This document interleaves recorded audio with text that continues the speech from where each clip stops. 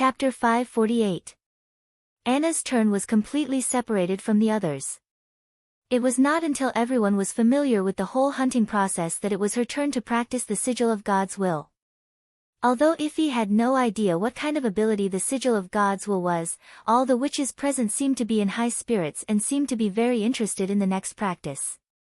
Could it be that they rarely saw Anna in action? Iffy became more and more curious.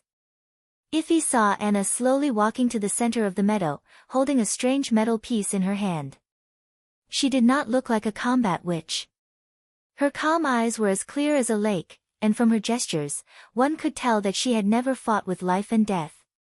The metal piece also puzzled Iffy. It was flat in front and back, only the size of a palm, and was inlaid with shining gems. It did not look like a weapon at all. Release the balloons. Agatha waved her hand in the direction of the misty forest. After a while, several colorful balls jumped out of the canopy and rose into the sky. Go! Shoot them down, she shouted. Wait, it's too far away. Iffy thought in surprise. The grassland was half a mile away from the edge of the forest. If Anna could not fly, how could she encounter these things that kept rising? Could she also surpass the limit of her ability and project the effect of magic power into the sky above the forest? Anna nodded, raised the metal piece in her hand and pointed it in the direction of the balloons. Then, Iffy saw an incredible scene. The 4 gems emitted a dazzling light at the same time, and the metal piece instantly turned golden. Thunder rumbled in the clear sky, and light rays scattered down from the clouds, as if a new sun was condensing in the sky. Her ability can actually trigger a celestial phenomenon. Before Iffy could scream, a dazzling golden light burst out from Anna's hand and pounced on the balloons. The streamers in the sky were also triggered. For a moment, it was as if countless thunder struck down, violently sweeping the target along the track of the golden light, as if it was a divine punishment from God. The deafening roar exploded in Iffy's ears, causing her brain to buzz. She did not fully recover until the light disappeared. What kind of astonishing ability was this? Iffy's body trembled uncontrollably as she stared at the empty sky above the woods. She was afraid that even if all the combat witches of the Bloodfang Association joined forces, they would not be able to withstand this attack. Did she rely on her own ability, or did she rely on that piece of metal to do this? In the face of such power, the power of beasts that Heidi Morgan promoted was no different from the sheep that she spoke of. Iffy suddenly remembered His Majesty's introduction. Is this the power of a senior witch? It was also Roland's first time witnessing the entire process of the sigil of God's will. After the light shot out, it seemed to leave an invisible road sign on the path, and the golden thunder that followed closely behind all landed on this road sign. The place where the first lightning fell was at the edge of the forest. Apparently, it was controlled by the person who activated the sigil and would only disperse when it approached the enemy. In addition, the light was not constant. When it was shot out from the sigil, it was only as thick as an arm, but it would soon expand and eventually become a fan. The final range of the light would be about 50 meters. In the era of cold weapons, this could be regarded as a great killing weapon that could destroy the world. Those electric lights, are they all made of magic power? He looked at Nightingale. I think, probably, the latter said hesitantly. Probably. In the mist, I can indeed see the magic power surging crazily, but... She looked confused. It's not the same color as any magic power I've seen before. What color is it? Black, or should I say, the color of no light.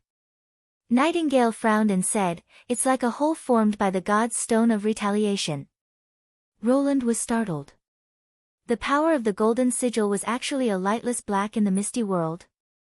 In other words, the characteristics of their magic power were the same, or at least similar. He suddenly realized something. He thought of the relationship between the god's stone and the magic stone, and a bold guess came to mind. After returning to the castle office, he called Agatha over. How much research have you conducted on the sigil of God's will? Not much. I've already told you all the relevant conclusions. After all, only the chief can activate this kind of sigil, and their magic power is the key to deciding the outcome of the battle. Naturally, they won't squander it on testing, she said curiously. What's wrong? Did you notice something wrong? I remember you said that it can penetrate the defense of the god's stone of retaliation, right? Agatha nodded. Sometimes it works, sometimes it doesn't. It should be related to the quality of the god's stone. Haven't you observed the magic power characteristics of the sigil of God's will? Roland said in a low voice. In the mist, the magic power thunder triggered by the sigil has the same luster as the god's stone. No. Of course we have done that. Recording the characteristics of magic power is a must, but when the sigil is released, the stone of measuring used for monitoring will lose its effect. The first seat can't visit the Quest Society every day, so this item is recorded as golden during visual inspection. She blinked. Wait a minute, you said it has the same luster as the interference field of the god's stone? That's right, Roland said slowly. I have a conjecture. The god's stone of retaliation is not a hole that forbids magic power. Instead, it contains an extremely strong magic power, so strong that it affects the operation of the magic power around it, causing it to lose its effect. This is also the reason why the sigil of gods will causes the stone of measuring to lose its effect. Within its range, it forms the same interference field as the god's stone of retaliation. Naturally, the magic stone will lose its effect. But the trainee in charge of magic power observation clearly said. Agatha suddenly stopped mid-sentence. Her observation was blocked by the strong light of the sigil of God's will, like a shadow covered by light, Roland said bluntly. In Nightingale's misty world, only magic power has color. Even if you look directly at the sun, you won't be affected. This is why you didn't notice it. Magic power observation was a branch of the witch's ability, but it was limited by the witch's own vision. Observation during the day and night would result in different conclusions. Sylvie could fully prove this point. With the eye of magic, she could detect magic fluctuations several kilometers away. In terms of detection range, it was far greater than Nightingale. Chapter 549. Agatha looked a little excited as she paced back and forth in front of the mahogany table. So according to you, the sigil of gods can penetrate the god's stone of retaliation because its magic power is stronger? And when the chaos beasts modify the god's stone, they are essentially reducing its magic power and turning it into a specific magic stone? That's what I think. No, that's not right. She suddenly stopped walking. If the lightless hole is really caused by the high magic power, then why didn't this happen to the witches? Witches? Roland was stunned. Anna. Agatha pondered. The magic power in her body can activate the sigil of God's will twice. Logically, it should be stronger than the God's stone of retaliation, but Blackfire can't penetrate the interference of the God's stone, and there is no anti-magic field around her. This doesn't make sense. He was speechless for a moment. This problem was indeed unexplainable. Even the worst quality God's stone of retaliation could easily interrupt the witch's ability, and the powerful Blackfire of Anna was no exception. Moreover, in the misty world, Anna's magic power was like a solid metal cube. No matter how he looked at it, it was very different from an empty black hole. One more question. Why does the magic stone need to be filled with magic power to be effective? Agatha continued. Even if the magic power of the stone has been reduced, it should still contain a large amount of magic power. But in fact, ordinary people can't operate them at all, and the magic stone can't be used as a source of magic power by the witch's special transfer ability. This has been verified by the Quest Society. She paused. My mentor thinks that only life can contain magic power, and that the lifeless matter will be ruthlessly abandoned by magic power. Witches and the demon's blood are proof. Most researchers agree with this view. Although I don't mind overturning this conclusion, before the magic stone is injected with magic power or formed into a sigil, it is not much different from an ordinary gem. Roland fell silent. It seemed that the assumption about the strength of magic power was not appropriate. However, the magic thunder that looked like black light was too similar to the god's stone. There should be some connection between them. What did he overlook? Unfortunately, there were no reliable means of observation and analysis in this era. The perception and recording of magic power could only be done with the help of the witch's ability or the stone of measuring. The characteristics of magic power could only be obtained in the most general form, making it difficult to conduct further research. After pondering for a long time without any results, he could only put this matter aside and hope that he would be able to find the answer in the talisman crafting in the future. 3 days later, the melting point operation had completed a series of preparations. Roland personally saw off the personnel at the dock. This was the first large-scale mixed military operation with witches as the protagonists. There were 2 ships in total, carrying the most elite veterans of the First Army, led by Brian. They had followed Roland to the city wall and fought against demonic beasts, so they had the highest respect and trust for the Lord. During the screening, they were repeatedly warned that they might face an extremely ferocious alien, which was even more powerful than demonic hybrids, and that those who did not want to participate in the mission could say so. In the end, no one flinched, and their answers were all approved by Nightingale. Even so, it was still a last resort to let these 100 people face the enemy. Although their willpower was reliable, Roland did not dare to overestimate the people of this era who were afraid of the gods and demons from the bottom of their hearts. He had experienced various kinds of movies and television shows, so he would not be surprised to see even the most ferocious and terrible monsters. However, for these ordinary people, it would probably be an indelible nightmare. Therefore, the carefully selected soldiers would set up a defense along the river 2 or 3 kilometers away from the operations site and would not directly participate in the hunting.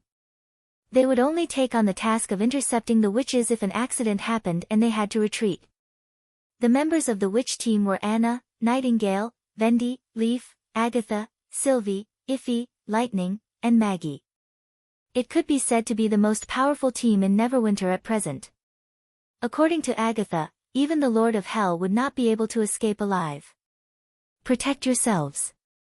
Safety is the most important thing, Roland said solemnly. It doesn't matter if you can't complete the mission. I'll wait for you in the castle. Anna stepped forward and hugged him. Don't worry, I'm here. And me, your majesty. Coo. The little girl and the pigeon also hugged him. In the end, except for Agatha and Iffy, everyone hugged Roland. The former made a disdainful nasal sound and muttered in a low voice, "It's just a simple hunting mission. It's not a life and death separation. If the tequila dilly-dally like this every time they go to battle, the demons would have long built an outpost at the city gate." The latter was extremely shocked. It was the first time that she had heard such a casual order. It doesn't matter if you can't complete the mission, as long as you come back safely. His Majesty's requirements for the witches are too relaxed. Isn't this encouraging them to shrink back? In the Blood Fang Association, every time she attacked, she was determined to fight to the death. In the past few years, several combat witches had died in the hands of their enemies. After all, those who could not complete the tasks given by their masters would be severely punished and even regarded as worthless trash by everyone. However, from Roland Wimbledon's mouth, she heard a completely different view. Neither a beast nor a lamb. Is this the choice of a human? The paddle steamer sounded its whistle and smoke billowed from its chimney. The ship slowly left the dock and headed for the middle of the river.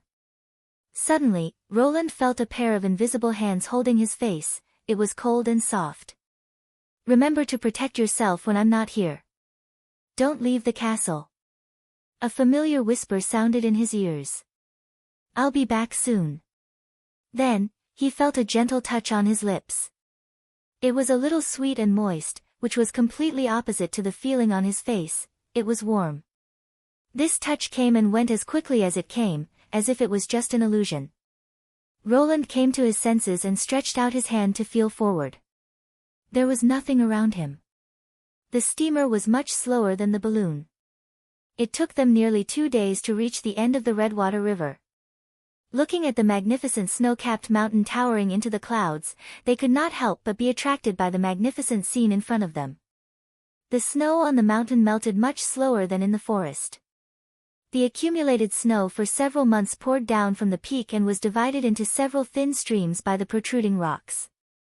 When looked at from afar, they were like numerous silver threads that were thin and fragile, but when one came closer, one would notice that every single silver thread was wide like the surface of a river, and when they descended into the lake at the foot of the mountain, they actually emitted a deep rumble that was like muffled thunder.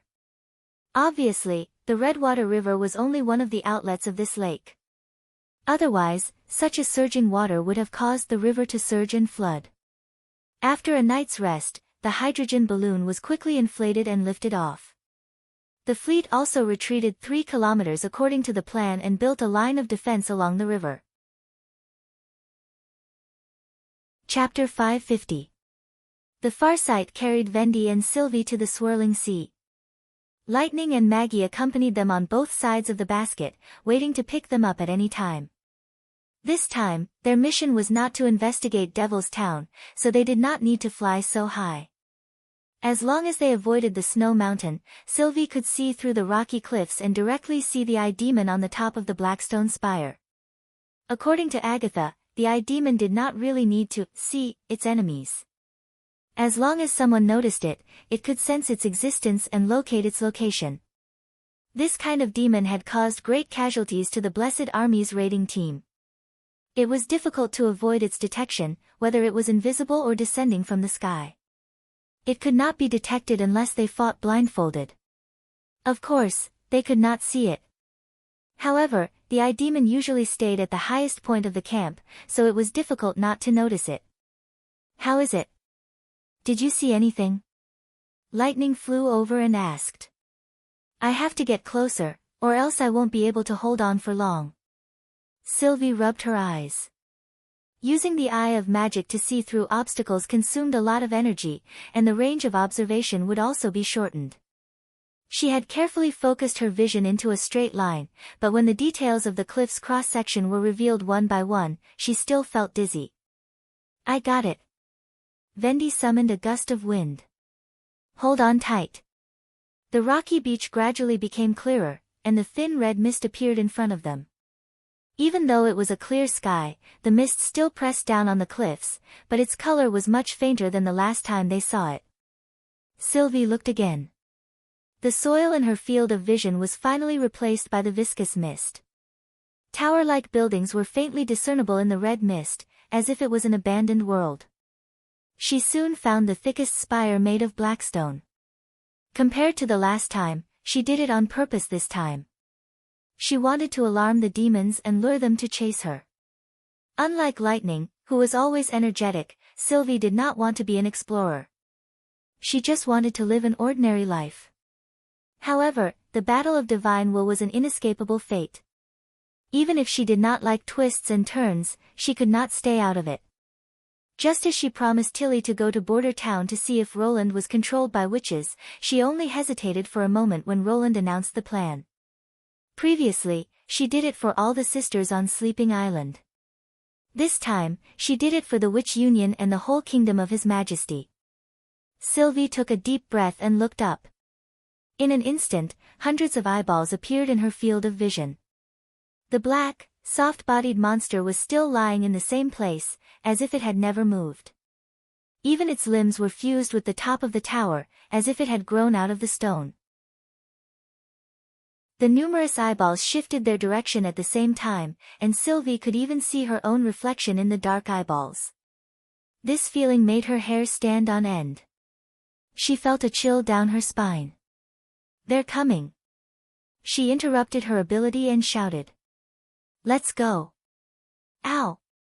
In the blink of an eye, Maggie transformed into a gigantic devil beast, and with a roll, she steadily stopped below the basket. Sylvie jumped down and landed on her spacious back, while Lightning carried Wendy on her back and followed closely behind.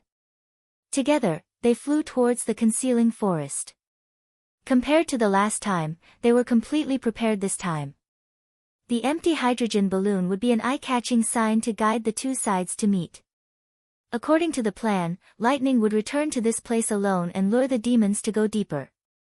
Taking advantage of this, Sylvie turned her head and looked back. There were 5 black spots on the cliff. This number was more than Agatha had predicted, but it did not exceed the warning red line. However, under the observation of the Eye of Magic, she found something wrong. Among the 5 demons, only 4 were driving devil beasts, and 2 of them were obviously very different from mad demons. They did not have burly bodies and thick arms, and they were not wearing a patchwork of animal skin and iron armor.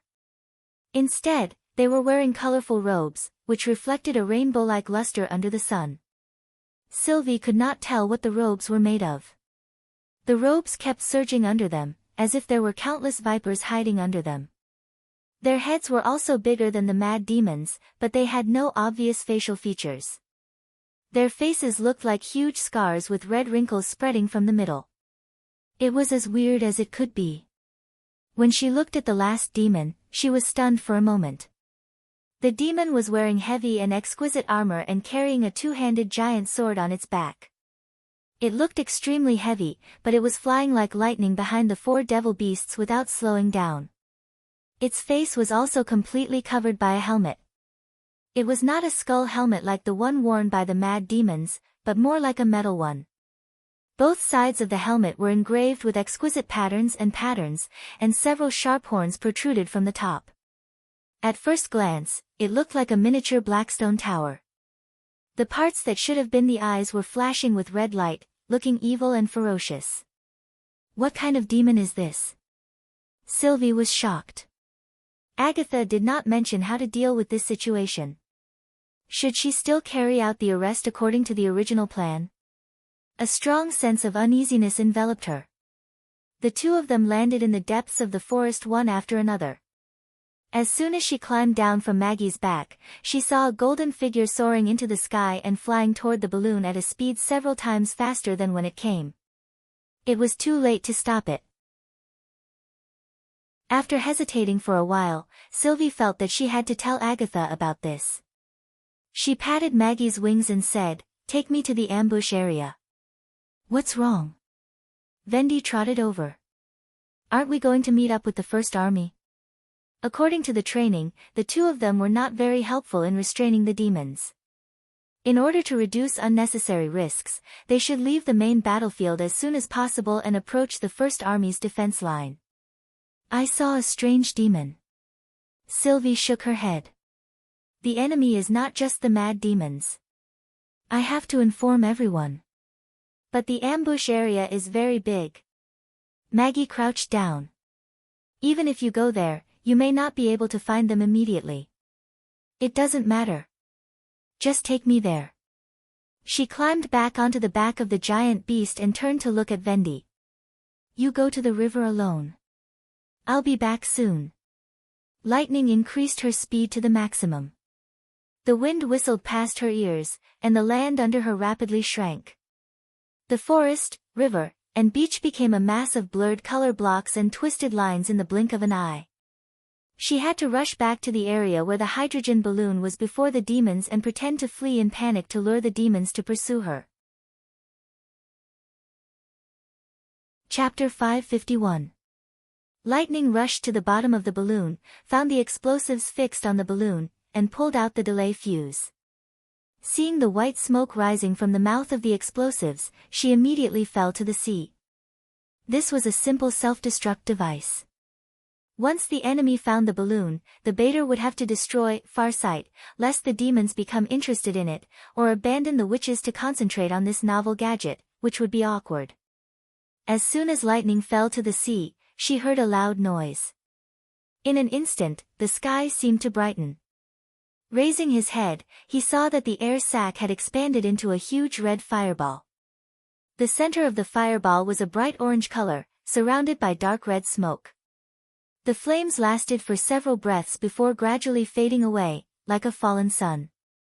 She even saw a demon that was too close to the fireball was overturned by the rolling flames, its whole body ignited, and it fell into the sea together with its mount.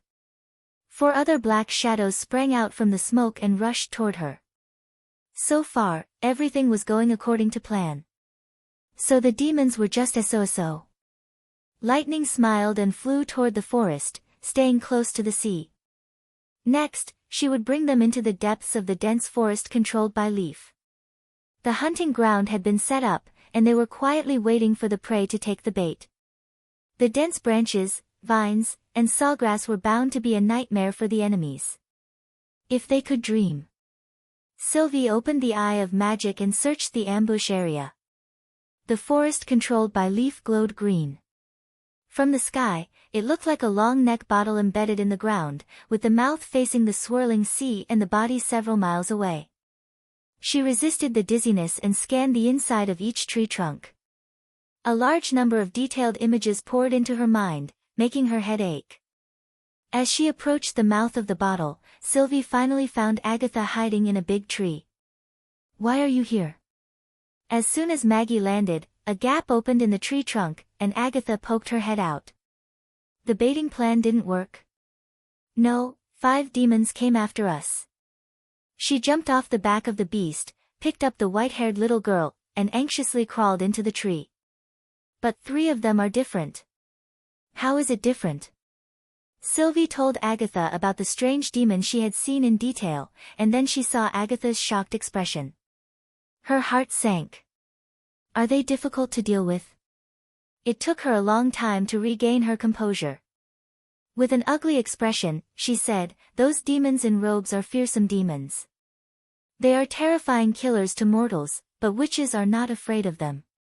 You just have to avoid looking into their eyes. The real eyes of the fearsome demons are hidden under the fiery scars on their faces." "So they are fearsome demons," Sylvie mumbled.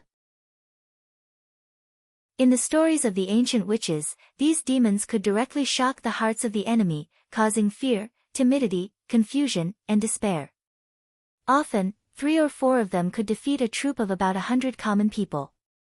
Many people were so frightened that they did not even have the thought of resisting, kneeling on the ground while trembling, waiting to be slaughtered. Although the god's stone of retaliation could greatly weaken this effect, it couldn't completely eliminate it. Moreover, the enemy seemed to be born with the ability to affect the mind. When it was used, there was no obvious magic fluctuation at all. Then, what about the armored demon that can fly alone? Is it a lord of hell? No. Agatha's voice was extremely dry. "If you're not mistaken, I think it's most likely a senior demon." "We're in trouble." "Senior demon?" Sylvie said in surprise. The Union knows very little about them. They only know that each of these demons has several kinds of abilities. They look similar to humans, but are much larger. They're extremely powerful both in terms of strength and magic power. She swallowed. It's said that only Transcendence can compete with them. Transcendence? We don't even have an extraordinary now. Sylvie said anxiously. Hurry up and inform Leaf to stop the operation. Let's regroup and retreat to the First Army's defense line. Agatha bit her lip. It can fly alone because it's wearing a stone of flight. It's fine if it's only Lightning and Maggie, but there are so many of us. Once we leave Leaf's protection range, it's impossible for us to escape its pursuit. Although I've never seen a real senior demon, I've heard from Lady Alice that when you're fighting with these cunning and powerful demons, you have to focus all your energy on the enemy. Even a small mistake could cost you your life. After saying this, she patted the tree trunk hard until Leaf's voice sounded above her head. I'm listening. What's the matter? Agatha said firmly. There's a change of plan. Inform all the witches to change to plan 2. Let Nightingale keep an eye on the armored demon. Anna should seize the opportunity to attack directly. Don't hesitate. Plan 2 meant giving up on capturing the demon and using the sigil of God's will to kill all the enemies. Are we really going to fight against the senior demon? Sylvie could not help hugging Maggie tightly. Exposing our back to the enemy will only lead to death. Going all out is our only chance, Agatha said slowly. The senior demon rarely appears alone. It always leads a large army. Now there are only 2 fearsome demons as guards. Even if it's not a transcendent, We may not lose. I see lightning. Leaf's voice sounded again. They're coming. Shoo! Sylvie held her breath. She heard two whistling sounds from the top of the tree, followed by the sound of something heavy landing in front of them. The demon's hurried footsteps echoed in the forest and soon faded away. Finally, only the low roars of the devil beasts could be heard. What's the situation? The armored demon didn't land. It's still following lightning. The other demons parked their mounts outside the forest and followed them into the forest. Wait, there seems to be one less demon. Sylvie observed the situation for a while. There are only 3 devil beasts left. Very well, I'll get rid of these stupid reptiles first, so that the enemy has nowhere to run even if they want to escape. Agatha pried open the crack in the bark. Your ability is not suitable for fighting, so just continue to hide here. But they can fly. Sylvie said anxiously. What if they want to escape? Don't worry. She looked at the eager little girl. We still have Maggie. Just as the devil beasts were waiting impatiently, one of their kind suddenly fell from the sky and landed behind them. It raised its wings and rotated around its tail, howling. Their attention was immediately drawn to it. Sylvie was surprised to find that the 3 devil beasts imitated Maggie. They spread their wings and wagged their tails as if they were dancing. In order to compete for space, the 3 monsters did not give way to each other and squeezed on the grass. Are they pleasing me? Chapter 552. It was the first time that Sylvie had seen such an incredible way of moving. Ice crystals condensed in front of her, as if paving a mirror-like path. Not only that, but the path seemed to be carrying her forward. In the blink of an eye, she was already close to the back of the first devil beast. Agatha stretched out her hands, and the surrounding green land was suddenly covered with white frost. There were even snowflakes floating in the air. The devil beast let out a scream and flapped its wings, trying to fly up, but it found that it could not move. Its thick limbs had been frozen to the ground. Ice crystals climbed up along its legs and feet, quickly covering its torso and wings. Almost at the same time, Maggie rushed forward, opened her bloody mouth, and bit the neck of another devil beast that was still dancing. The latter panicked and tried to break free, but the difference in size between the two was too great. It was like a cub that had not yet left the nest and was suppressed by an adult beast. With a twist of her head, Maggie completely broke the devil beast's neck. The devil beast's body convulsed, and only its tail was still swaying. It smashed the devil beast, whose body had been frozen into ice, into pieces. At this time, the third devil beast reacted. Although it did not understand why the same kind would suddenly kill each other, it knew that the situation was not good. It spread its meter-long wings and directly soared into the air, but it was too late. Agatha followed closely behind and also flew. In other words, she was walking in the air. The ice crystals extended along with the devil beast, and in the blink of an eye, a bridge was built straight into the air. Agatha ran up the ice bridge, and soon the target was within the range of her magic power. Sylvie could not help but cover her mouth. The ice bridge was like a flexible viper, biting the tail of the devil beast, and then turning it into an ice sculpture. Probably because the end of the raised ice bridge could not bear such a heavy object, it cracked and broke. The falling Agatha was caught by Maggie, and the ice sculpture fell heavily to the ground and immediately broke into pieces. From the time Agatha walked out of the forest to the time when all 3 demonic beasts were killed, it was less than 20 breaths. This was the fighting style of senior witches. Sylvie could not help but envy Agatha. Gotcha! Nightingale checked the bullets and closed the cartridge. Just now, she heard Leaf's warning. The enemy has changed. Operation Melting Point will be changed to Plan 2. This meant that Iffy's task had been cancelled, and she had to do it now. Of course, the most important thing was to create an opportunity for Anna to release the sigil of God's will. As soon as she thought of Anna, Roland's request came to Nightingale's mind. No matter what, you have to bring her back. I'm counting on you. She clutched her chest and bit her lips hard. This mission should have been completed easily, but she found that there was a hidden emotion in her heart that was hard to describe. Now that the mission had unexpectedly become thorny, this emotion gradually expanded. If things were really that bad, did that mean that Anna might also? No, absolutely not, unless she died. Nightingale shook her head and suppressed the surging, chilling thoughts into the depths of her heart. Roland had solemnly entrusted this task to her, and she must not let him down.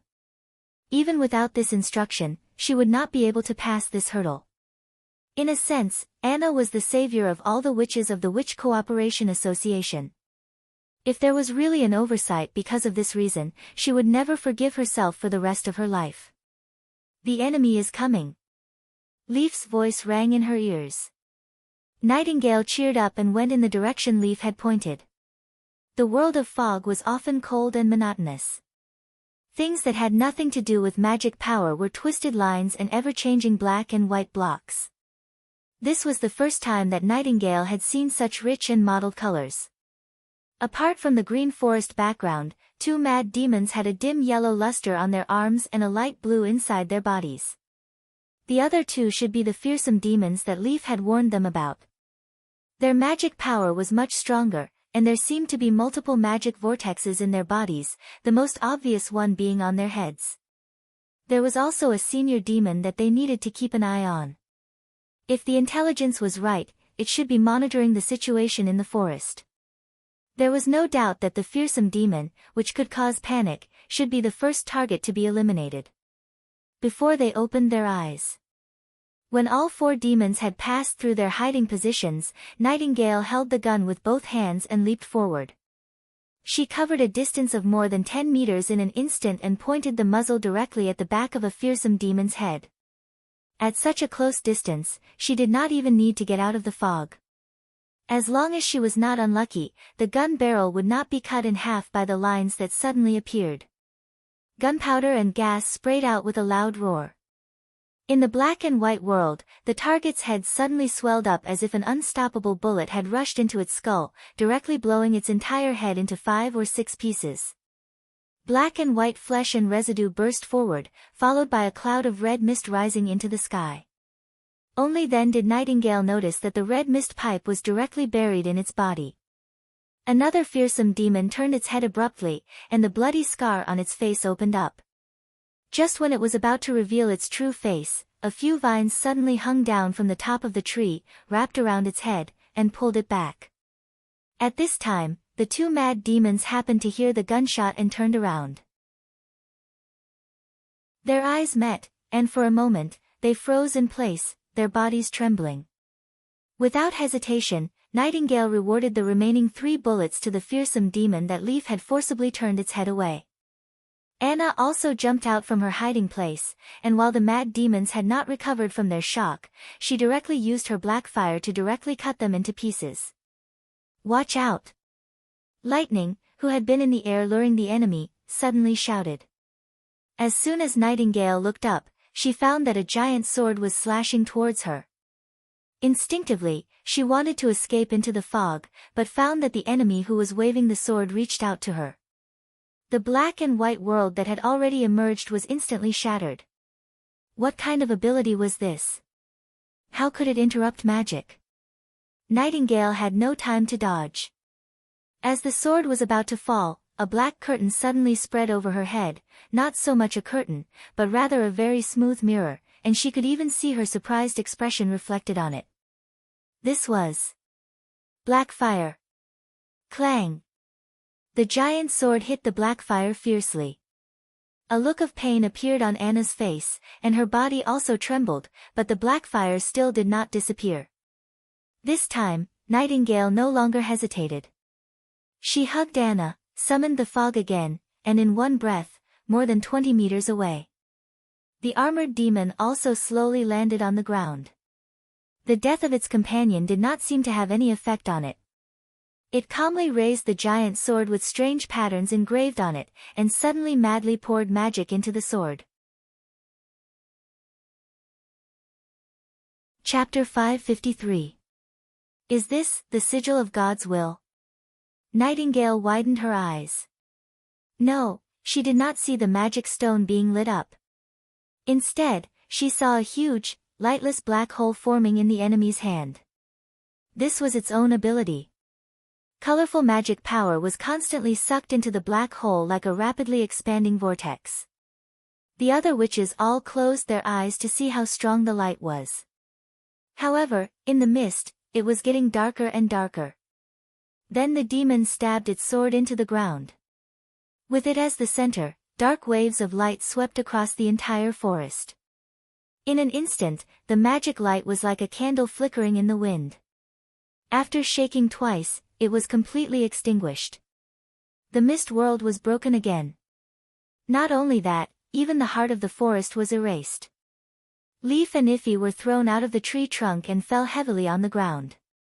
Especially Iffy, who spat out blood after falling on the ground. She could not even stand up for a while. Obviously, she was seriously injured. It had found something strange in the forest. No. Nightingale shook her head. As soon as possible, Leaf did it very secretly. It is not surprising that it noticed something strange in the air. What is really hard to understand is the way it broke through. It is obviously releasing magic power, but why is the light as bright as the God's Stone of Retaliation? Even the effect is comparable to that of the God's Stone, and even more flexible. But now is not the time to think about this. She reloaded a new cartridge, endured the discomfort of having her ability interrupted, and rushed toward the demon. Obviously, the attack just now was just a prelude. It had already turned around and walked toward Leaf, who could not move at all. Leaf was almost defenseless. When she was 10 meters away from the demon, Nightingale quickly pulled the trigger. Only at this distance could she be sure to hit the target. Sparks and smoke burst out of the demon's armored arm. It seemed that it did not expect that someone could disturb it at this time. It roared angrily and held its big sword in front of its body. Nightingale's heart suddenly sank. The bullet did not penetrate her arm and then penetrate her body like usual. Instead, it directly stirred her chest into a ball of porridge. It was not even clear whether the bullet had penetrated her armor or not. As for the green greatsword that was as big as a door, it was even more hopeless. After shooting 5 bullets, Nightingale pulled out her dagger and leaped toward the demon's head. If they couldn't stop it here, no one could save Leaf. The demon's eyes glowed red. It sheathed its sword and made a diagonal slash. It was so fast that it did not look like a normal person could do it. Nightingale's reaction was also within her expectations. She faced the blade of the sword. Just as she was about to be cut in half, the mist appeared again. Although the lightless ripple could eliminate the effects of an ability on a large scale, it could not seal off magic power. Once the chaotic cyclone stabilized, the ability could be used again. This was something Nightingale, who could observe the flow of magic power, was well aware of. The outline of the greatsword in the black and white world was instantly distorted. She found the break point on the blade as fast as she could, passed through the thick blade, and stabbed the dagger into the gap of the demon's helmet. With a dang sound, the dagger broke into 2. It was actually a magic barrier. Damn it, just how many abilities does it have? Nightingale hurriedly retreated, and the armored demon, who had come to his senses, followed closely behind. He raised his sword and swept again. She tried the same trick again, but this time she was not so lucky. The demon waved its sword and reached out to grab something in the air. Nightingale, who was passing through the blade, was forcibly dragged out of the mist. The moment she returned to reality, a small part of the blade was still inside her body. A stream of blood flew out and a long wound appeared on her waist. Soroya's special protective suit was also torn from the inside out. Nightingale let out a muffled groan. Ignoring the stinging pain in her waist, she landed on the ground and rolled backwards, trying to avoid the demon's attack. Unfortunately, the demon's step covered a distance of more than 2 meters.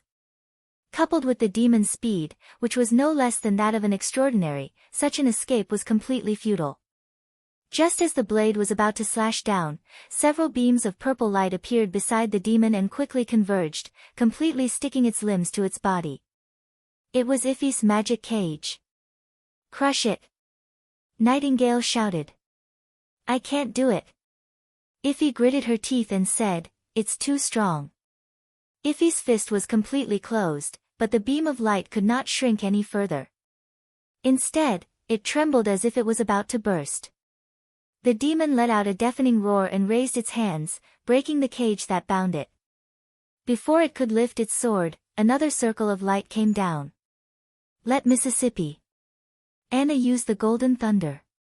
"Hurry," Iffy said word by word. Judging from her expression, such a cage could not hold for long. However, the demon and Iffy were very close to each other, and the sigil of gods would undoubtedly cover both of them. "Now!"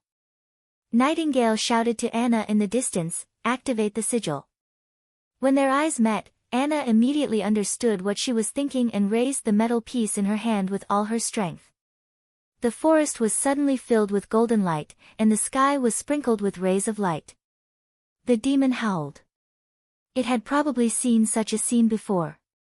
Its angry tone was mixed with a trace of fear, and it struggled more violently. The demon could not use the dispelling ability continuously. Nightingale realized that this might be their only chance. With a series of thunder, the divine will came. Nightingale covered her wound and released the mist. When the dark thunder was about to hit their heads, she appeared behind Iffy in a flash, hugged Iffy with both hands, and leaped to one side without stopping. The whole movement was done in one go, and Iffy was pulled out of the attacking range of the Sigil of God's Will in 2 steps. This move not only required willpower and courage, but also Anna's cooperation. If the latter did not control her magic properly, the first lightning strike would land slightly in front of them, and the subsequent bombardment would seal off all their escape routes. Nightingale believed that Anna could do it. No one could do it better than her in terms of magic power control. And the facts proved this point. The ground where the senior demon stood was instantly covered by the golden light, and even the weeds and vines were turned into ashes. Anna swayed a few times, and could no longer support her weak body. She fell to the ground. "Anna!" Leaf finally recovered some strength and stumbled towards her. "She's fine. She just ran out of magic power." Nightingale grinned. She felt a tearing pain in her waist every time she spoke. Fortunately, although the wound was quite scary, it did not hurt her organs. As long as she did not continue to exercise vigorously and cause the wound to rupture, she would not be in danger. "You're hurt," Iffy said with a complicated look. "Let me bandage it for you." Nightingale nodded. Just when she was about to lift her robe, she suddenly froze. She saw a black figure slowly walking out of the flying smoke and dust. The demon's helmet had several broken horns, like a collapsed stone tower. Its exquisite armor was full of cracks and mud. One of its arms and the giant sword were missing, but it was still alive. His opponent had forcefully withstood the attack that should have been fatal. The demon hissed ferociously. Nightingale was not sure whether it was laughing or not, but she could hear the irrepressible excitement and murderous intent in its voice. Its movements were no longer calm, and the red light was much dimmer. It looked like it would fall at any time. However, she and Leaf could not move. Anna was in a coma, lightning was missing, and Iffy was running out of magic power. No one could stop it now. The witch beside her suddenly stood up. "What are you going to do?" Nightingale shouted in a low voice. "Fight until the last moment." Iffy held the dagger hidden in her clothes in her hand. "This is the mission of a combat witch. You can still use your ability, right? Take them and hide. If you can't take all of them, take at least one of them." Nightingale suddenly remembered Roland's request. That's right. She had to take Anna back. This was the agreement between her and His Majesty, and she had to do it no matter what. At this moment, a familiar roar suddenly came from the sky. Roar. Chapter 554. As soon as the demon raised its head, it was smashed into the ground by Maggie. The strong impact made Nightingale feel the ground tremble. If an ordinary person was hit like this, all his bones would have been crushed. "Well done, Maggie." Leaf clenched her fists and said, "Stomp it to death. Bite it with your mouth and whip it with your tail." Even Iffy shouted excitedly. "Ow!" Maggie howled proudly. She put Agatha down and was about to stand up and continue. Suddenly, the transformation was cancelled, the ferocious devil beast had disappeared. The little girl fell to the ground in a daze, not knowing what had happened. Magic Slayer. Agatha was the first to react. An ice cone rose from the ground and the demon, who had just climbed up, was knocked away again and smashed through several trees. She did not give the demon any chance to escape. She chased after it and froze its feet. "Now!" Maggie, who had recovered from the shock, pulled out her pistol and fired continuously at the immobile demon. Nightingale bit her lip and reloaded her gun. She asked Iffy to help her and joined in the suppression. The demon's armor flashed continuously, but it soon weakened. The red light in its eyes was faintly discernible. The demon roared hoarsely and waved its hand at Agatha, sending her flying.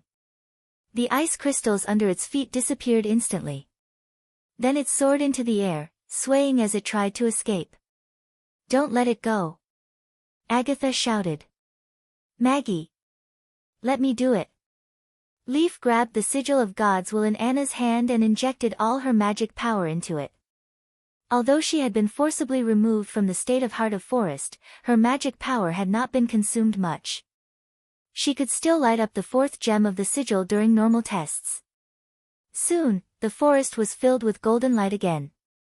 The demon turned its head and let out a strange cry, as if it could not believe what it had seen. The golden thunder engulfed it in an instant. This time, it didn't manage to survive. "Is the demon dead?" Nightingale asked weakly. "Only half the armor is left, Coo." Maggie dragged the enemy back. If it were not for the exquisite carvings on the edge, it would be hard to believe that the greenish-black burnt object was the demon's body. Apparently, it was not as sturdy as they thought. Lightning was also found. When the enemy released the black ripples, the little girl was affected and fell down like a brick. Her head hit a tree branch and she fainted. Fortunately, he wasn't too high off the ground at that time, and with the dense foliage acting as a buffer, other than a big bump on his head, he didn't suffer any other injuries. Probably because she was not able to participate in the battle, she seemed very upset. After confirming that everyone was fine, she said dejectedly, "I'll go inform Brian and ask him to send someone to pick you up."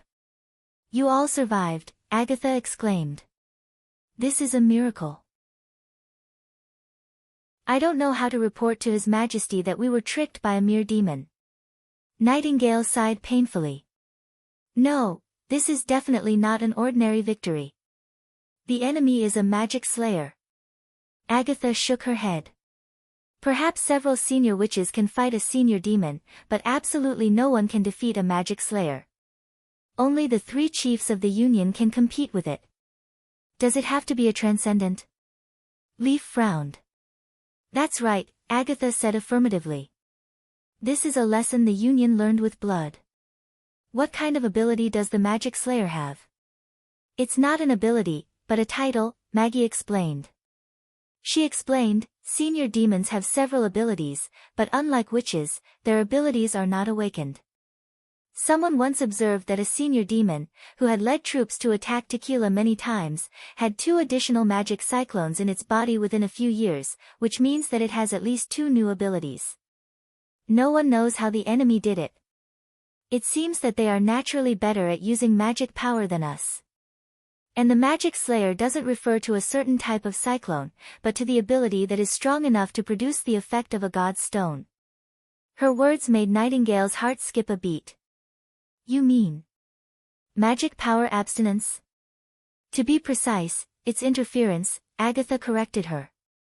"Their ability attacks have a chance to break through the defense of a god's stone of retaliation, and their magic attacks will be restrained and weakened. Moreover, the Magic Slayer can also dispel the effect of magic power and stop the effect of magic power. It's a formidable enemy for any witch. I don't quite understand. Ify was puzzled. Isn't this a special ability? It's not that simple, Aggie sighed. Take Anna as an example. If she can become a magic slayer, it means that her black fire can exist even within the range of the god's stone of retaliation. At the same time, her black fire will form an interference zone around it, and all other abilities will be rendered ineffective, unless the opponent is another magic slayer. Nightingale could not help but think of the dull black hole. From the beginning of the battle, the magic slayer's various attacks had not flashed with any magic power. Whether it was the barrier or the phantom claws, they all had extremely dim shadows, just like the scene when she was attacked by the sigil of God's will. She briefly described what she had seen. Is that why the sigil of God's will didn't completely kill it? Probably, Agatha said with a shrug. After all, it's my first time experiencing such a battle. There's no record of the Union using the sigil of God's will to fight against the Magic Slayer. Then they won with their own strength? Exactly. Agatha nodded. This is the real strength of transcendence.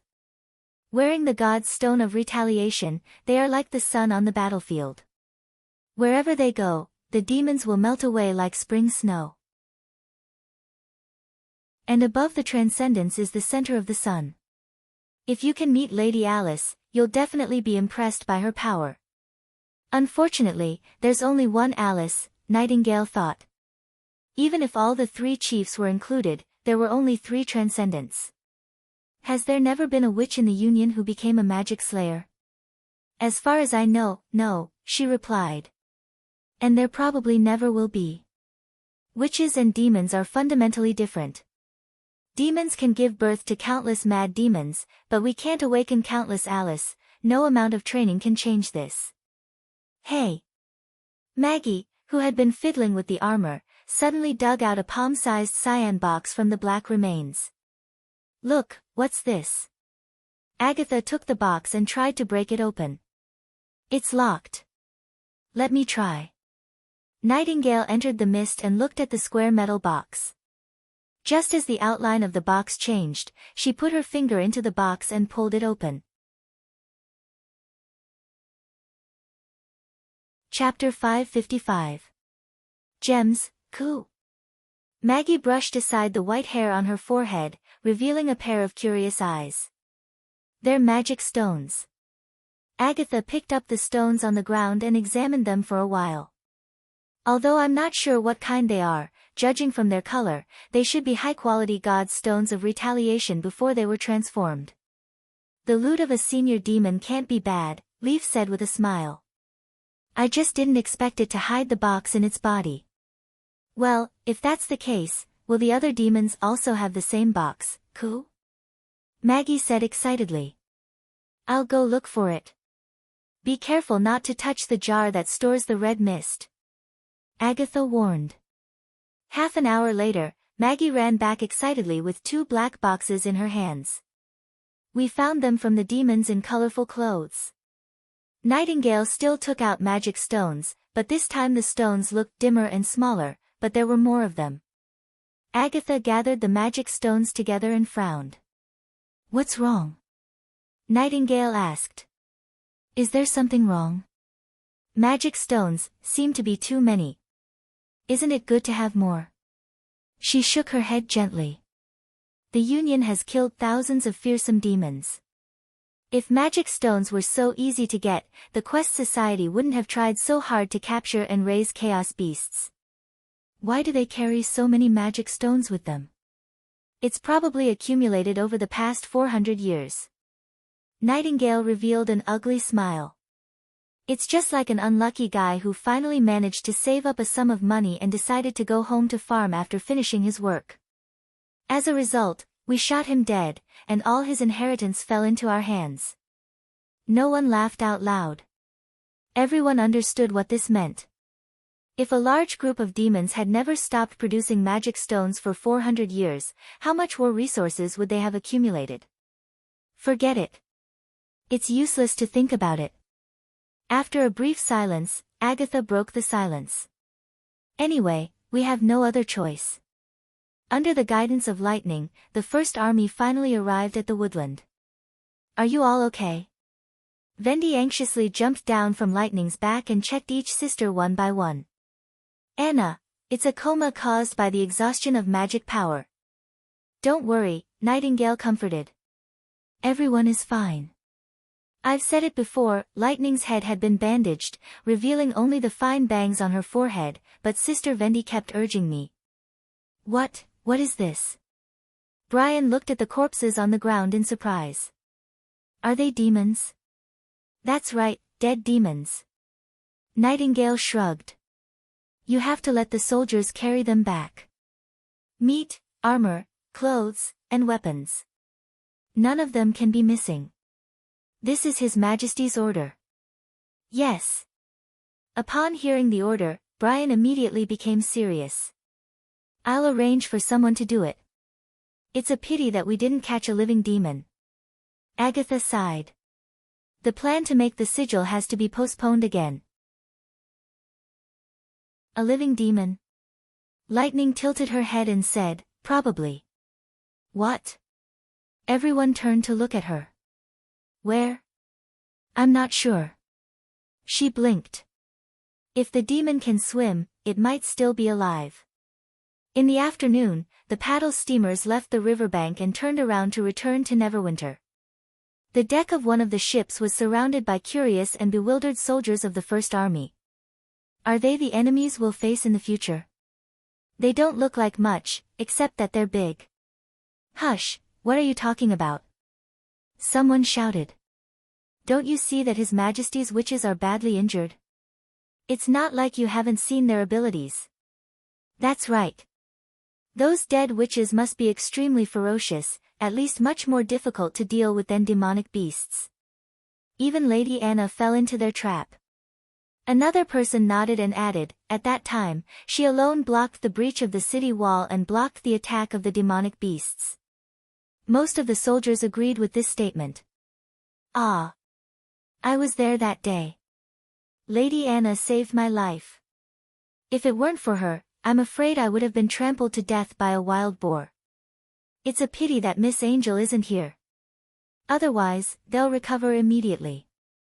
Standing at the stern, Nightingale and Agatha looked at each other and could not help shaking their heads with a smile. Now that these ordinary people had already regarded witches as companions who could fight side by side, it was a new feeling for both of them. One of them had lived in the Witch Empire, which treated ordinary people as slaves, and the other had been hiding from the people and being ostracized and persecuted.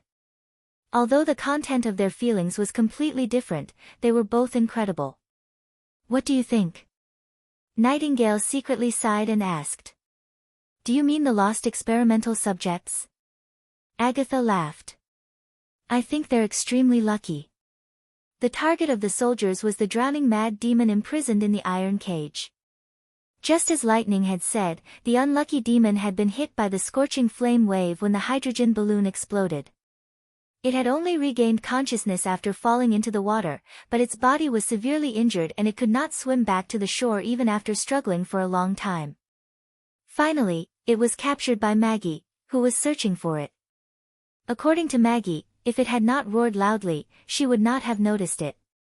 Apparently, the mad demon had regarded Maggie as a rescued devil beast, but as soon as it came ashore, it became a witch's captive. Considering that Ife's magic power and physical strength had reached their limit, they might not be able to trap the demon for too long. In the end, they decided to cut off the demon's limbs and let Agatha seal the wounds with ice. In this way, the demon would not be able to commit suicide or die immediately before the red mist ran out. I didn't expect to be able to successfully complete the task after such a big accident. It's really lucky. Nightingale curled her lips. By the way, don't you want to take a rest? Agatha pointed to her waist. I feel much better after applying some herbs. She waved her hand indifferently.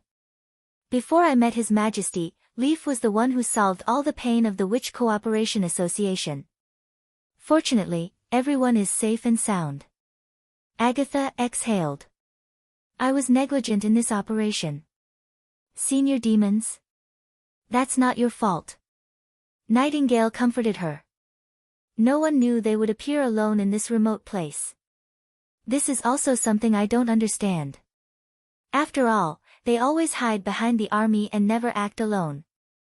Moreover, their numbers are extremely small. During the decades of war with the Union, all the senior demons that appeared were recorded. Including those that died in battle, there were less than 20 of them. She paused. I thought I would have to wait until the bloody moon to have a chance to meet them, but after seeing those magic stones, I'm suddenly not so sure. Nightingale quickly understood the meaning of her words. However, as soon as she figured it out, a chill rose in her heart. We don't know the demon's lifespan, growth limit, promotion, and reproduction method. How have they developed over the past 400 years? Agatha whispered.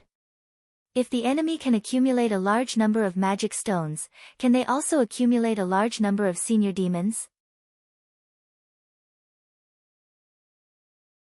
Chapter 556.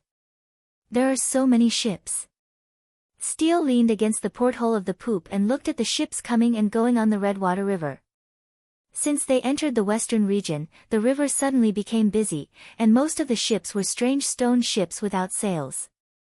According to the captain, they called them paddle steamers, which relied on steam power to move forward. Their speed was not affected by the wind, and they were much faster than sailing ships when sailing against the current. They often ran ahead with a trail of black smoke trailing behind them. As for how the steam pushed the large wooden wheels on both sides of the hull, no one could tell. But one thing was certain, they were all made by Neverwinter. Steele estimated in her heart that she could see a paddle steamer almost every half an hour. If they were all carrying goods, then the material absorption capacity of Neverwinter would undoubtedly be astonishing. She learned this from the merchants: the larger a city was, the higher the ability to absorb goods. As long as one stayed on its official road for 2 days, one could roughly judge how prosperous the city was and how many business opportunities there were. If one was good at communication, one could even analyze the most popular goods in the city. Obviously, this Redwater River was the most important transportation route in the western region. And the busy river also meant that the propaganda she saw in King's City might not be His Majesty's boasting. In a short period of time, he integrated the western region into a new city, and the number of permanent residents and commercial trade had already surpassed the original capital. And such an extraordinary heir to the throne had a notorious reputation of being ignorant and incompetent, foppish and paranoid. Thinking of these rumors, Steele became more and more curious about Roland Wimbledon. Miss Conrad, are you looking at the ships again? The door of the room was pushed open, and a handsome brown-haired man dressed in luxurious clothes came in. Do you want to go out for some fresh air? Is it boring staying here all the time? No, it's good here. Steele straightened up and nodded to him. Thank you for your hospitality. You're welcome. He laughed. I'm lucky to be able to travel with such a beautiful lady like you. Steele had heard too much of such flattery, but she still responded with a pleasant expression. If you hadn't lent a hand, I'm afraid I would have been squeezed together with those goods and refugees.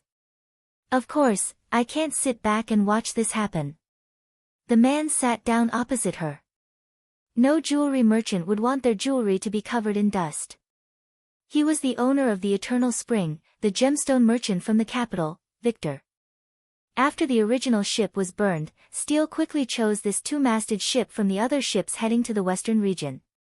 It was not a passenger ship, nor did it accept employment. Instead, it was Victor's private ship. But for the Pearl of the Northern region, as long as the owner of the ship was male, it was not a problem. She pretended to be a noble lady from the northern region who went to the western region to look for her lost relatives. With a few words, she made Victor feel sorry for her and invited her to board the Eternal Spring. Compared to ordinary small sailboats and cargo ships, the Eternal Spring had a comfortable cabin at the stern. Not only was it spacious and bright, it did not have the rotten smell of wood left behind by years of traveling on the waterway. Her master had even prepared 2 servants for her, but he didn't even accept a single golden dragon. Of course, the only price was that Victor would visit her from time to time to express his generosity and care. But Steele, who was good at mingling in the aristocratic circle, had long been accustomed to this. If the other party was good enough, she would even enjoy the feeling of controlling him. Although these ships can move without wind, they're still a little too simple. Victor poured himself a cup of black tea. I once boarded a paddle steamer and carefully observed it. It's not only noisy, but also very shaky. It's good for hauling goods, but not a good choice for long-distance travel. Of course it's not as comfortable as the eternal spring. Steele chuckled. But why do I feel as if they appeared overnight? There weren't such ships in the western region before, right? You're right. They appeared overnight. Victor curled his lips. I used to go to Longsong's stronghold. There was no such strange thing. After just one winter, they're everywhere. 20 or 30 paddle steamers were built in one winter. Steele couldn't help but be surprised. As the successor of the Kant family, she naturally knew what it meant. Because a big city needed to digest a large number of materials, its expansion was also limited by the transportation capacity of materials. This kind of fast-producing paddle steamer was obviously an excellent tool to expand the transportation capacity. If it could continuously transport food and commodities from all over the kingdom to the western region, the speed of Neverwinter's expansion was likely to be far beyond people's imagination. As for the noise and tremors, they were not worth mentioning at all. By the way, Miss Conrad, don't care about those unaesthetic stone ships. I have something more interesting here. Maybe it can help you pass the time. Victor called a maid beside him and whispered something in her ear. The latter nodded and turned to leave the room. What is it? Something that can match your beauty, he said proudly. It's also my old profession. The maid quickly returned to the poop with a rather exquisite booklet. Victor spread it in front of Steele. Which one do you like? There were many patterns of bright crystals drawn on the parchment. The brushwork was exquisite and the color was bright. Even the transparent luster was leaping on the paper. Obviously, the painter who drew the booklet was very good at this. This is a gem. To be precise, it's a gemstone. Victor explained carefully. When I buy them, I set the price according to the standard in the booklet. Compared with the carved and polished jewelry, the gemstone has a different flavor. If you're interested in any kind of gemstone, please tell me. Of course, if you prefer the finished product, I can also go back to the king's city and ask a jeweler to make a jewelry for you. Steele casually flipped through the booklet and handed it back to him. Thanks, but no need. Victor took the booklet in surprise. You're not interested in these? I don't know the whereabouts of my relatives. I'm really not in the mood to choose these luxurious gifts. Please forgive me, Steele said in a low voice. If she agreed here, he would also pester her after arriving at Neverwinter, which would not be good for her next action. Although most women would be fascinated by these shiny things, she would rather appreciate the steam engine that propelled the paddle steamer. Compared with the jewelry that only circulated among the nobles, those things were really valuable. Soon after Victor left, a series of long whistles suddenly came from the bow, rising and falling, deep and vigorous, as if a huge fleet was leaving the port. Chapter 557. This is Border Town, no, Neverwinter. Edith walked down the gangway and looked at the busy and orderly scene in front of her. She could not help but be dumbfounded. Although she had made all kinds of speculations before arriving, she found that she had underestimated this city. The area of the dock area was more than 3 times larger than that of King's City. On one side, it was crowded with sailboats and cement boats, and the ore and coal on the yard were piled up into a small hill.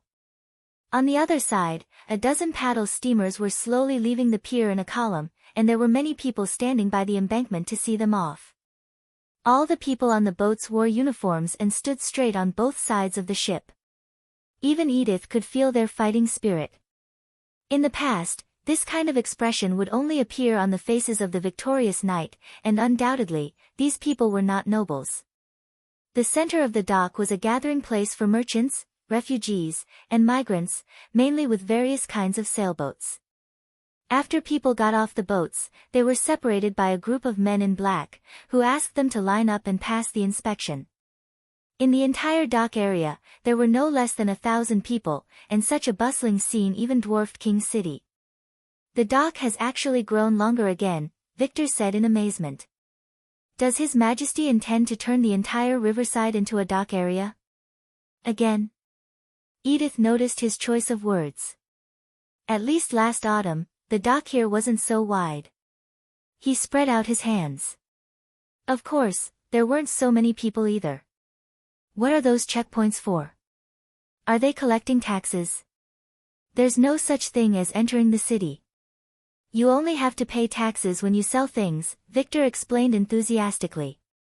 And no stalls can be set up in the city. All sales have to be done in the convenience market in the square. Those men in black are equivalent to the patrols of other cities. They set up the checkpoints to register people's identity and clear the demonic plague. Not extortion and blackmail. Edith winked at her brother, who nodded and took out his wallet to prepare the money. No, Miss Conrad, I mean, equivalent to the patrols, the gem merchant said with a smile and waved his hand. In fact, they never charge extra fees. I know it's hard to believe, but it's true. I was as surprised as you when I passed the inspection for the first time. Come with me, the merchant channel is much faster. Just as he said, after the black-clothed man verified Victor's identity, he let everyone pass through the checkpoint without asking for a single copper royal. Then I must look for a clean and comfortable hotel, and go round to the convenience market. He turned his head. What are you going to do, Miss Conrad? If you're not familiar with this place, I can help you. Thank you. Edith pretended to be grateful. She pinched the corner of her skirt and bent her knees slightly. You've helped me a lot along the way. That's enough. I'll go to the city hall to ask for help. I should be able to find some news about my family there. It's nothing. It's my honor to be able to meet such an outstanding noble lady like you. Please don't stand on ceremony. After a while, Edith finally got rid of Victor's pestering. When the merchant said goodbye to her, he kept waving at her and said that if she encountered any trouble, she could always find him at the Holy Mountain Inn. Sis, you're really popular, Cole said, smacking his lips. Edith glanced at him. What should you call me? Miss Edith. The Duke's second son could not help but tremble. Shall we also find a hotel to stay in? No. Let's go to the castle to submit the documents first, she said without hesitation. Then we'll get in touch with His Majesty as soon as possible. But we don't have heads. Cole reminded her in a low voice. Then we'll do it as if we don't have heads. Edith shrugged. Do you still remember what I told you? Show your sincerity. The Kant family's loyalty can't be represented by just 2 heads. And even if there were, it would probably be stinky long ago. It was also not a good idea to present 2 deformed heads to His Majesty. She thought that everything had deviated from the predetermined course since he left the King's City. What to do would depend on the specific situation. In the end, the ability of the negotiator was the key factor that determined the outcome of the negotiation. Your Majesty, an emissary delegation from the northern region is waiting outside the castle, hoping to receive you. The guard Sean walked into the office and reported. The leader claims to be Cole Kant, the second son of the current Duke of the Northern Region, Carwin Kant. Sir Barev has already checked the documents and family insignia. They shouldn't be forged. The Northern Region. Roland put down the blueprint in his hand in surprise. Isn't that Timothy's territory? Did they say why they're here? Yes. The guard looked excited. Sir Cole said that the Duke is willing to pledge allegiance to you. Pledge allegiance? Roland frowned. This is really troublesome. Actually, he did not need the allegiance of a feudal lord, which would not only not help the development of the kingdom, but would also have an impact on the current centralized system. Roland hoped that the other side would hide in his territory and wait for him to sweep over. Only by completely crushing the old forces could he successfully establish a centralized state power. However, he could not refuse to meet them. If the other side deliberately ignored the emissary delegation they sent out to negotiate, the other nobles might lose hope and decide to unite to fight. This was not a problem militarily, but he was mainly worried that it would affect the people of the eastern region and the northern region. Roland had already regarded the people of the kingdom as his wealth, so he naturally wanted to keep as many people as possible. After thinking for a moment, he slowly nodded and said, "Take them to the reception hall and call Barav." "Yes," Sean replied excitedly. Judging from the guard's expression, he probably thinks that only the eastern part of the kingdom is not under my control. Roland thought to himself. However, sometimes things were not as simple as they seemed. At the same time, he also made a decision. No matter what, taking back the rights of the feudal nobles was an unshakable principle. This must be accurately expressed to all the nobles to show his determination to reform the new policy. If the rebellious nobles dared to attack the people, they would pay a heavy price. Entering the reception hall, there were only 2 emissaries sitting at one end of the long table. One of them should be the Duke's second son, Cole Kant. The other person made Roland's eyes slightly brighten. It was a beautiful woman who seemed to be Sir Cole's assistant, but her aura was more eye-catching than that of Sir Cole. Of course, in terms of appearance, witches were the most dazzling pearls, so Roland did not pay too much attention to them.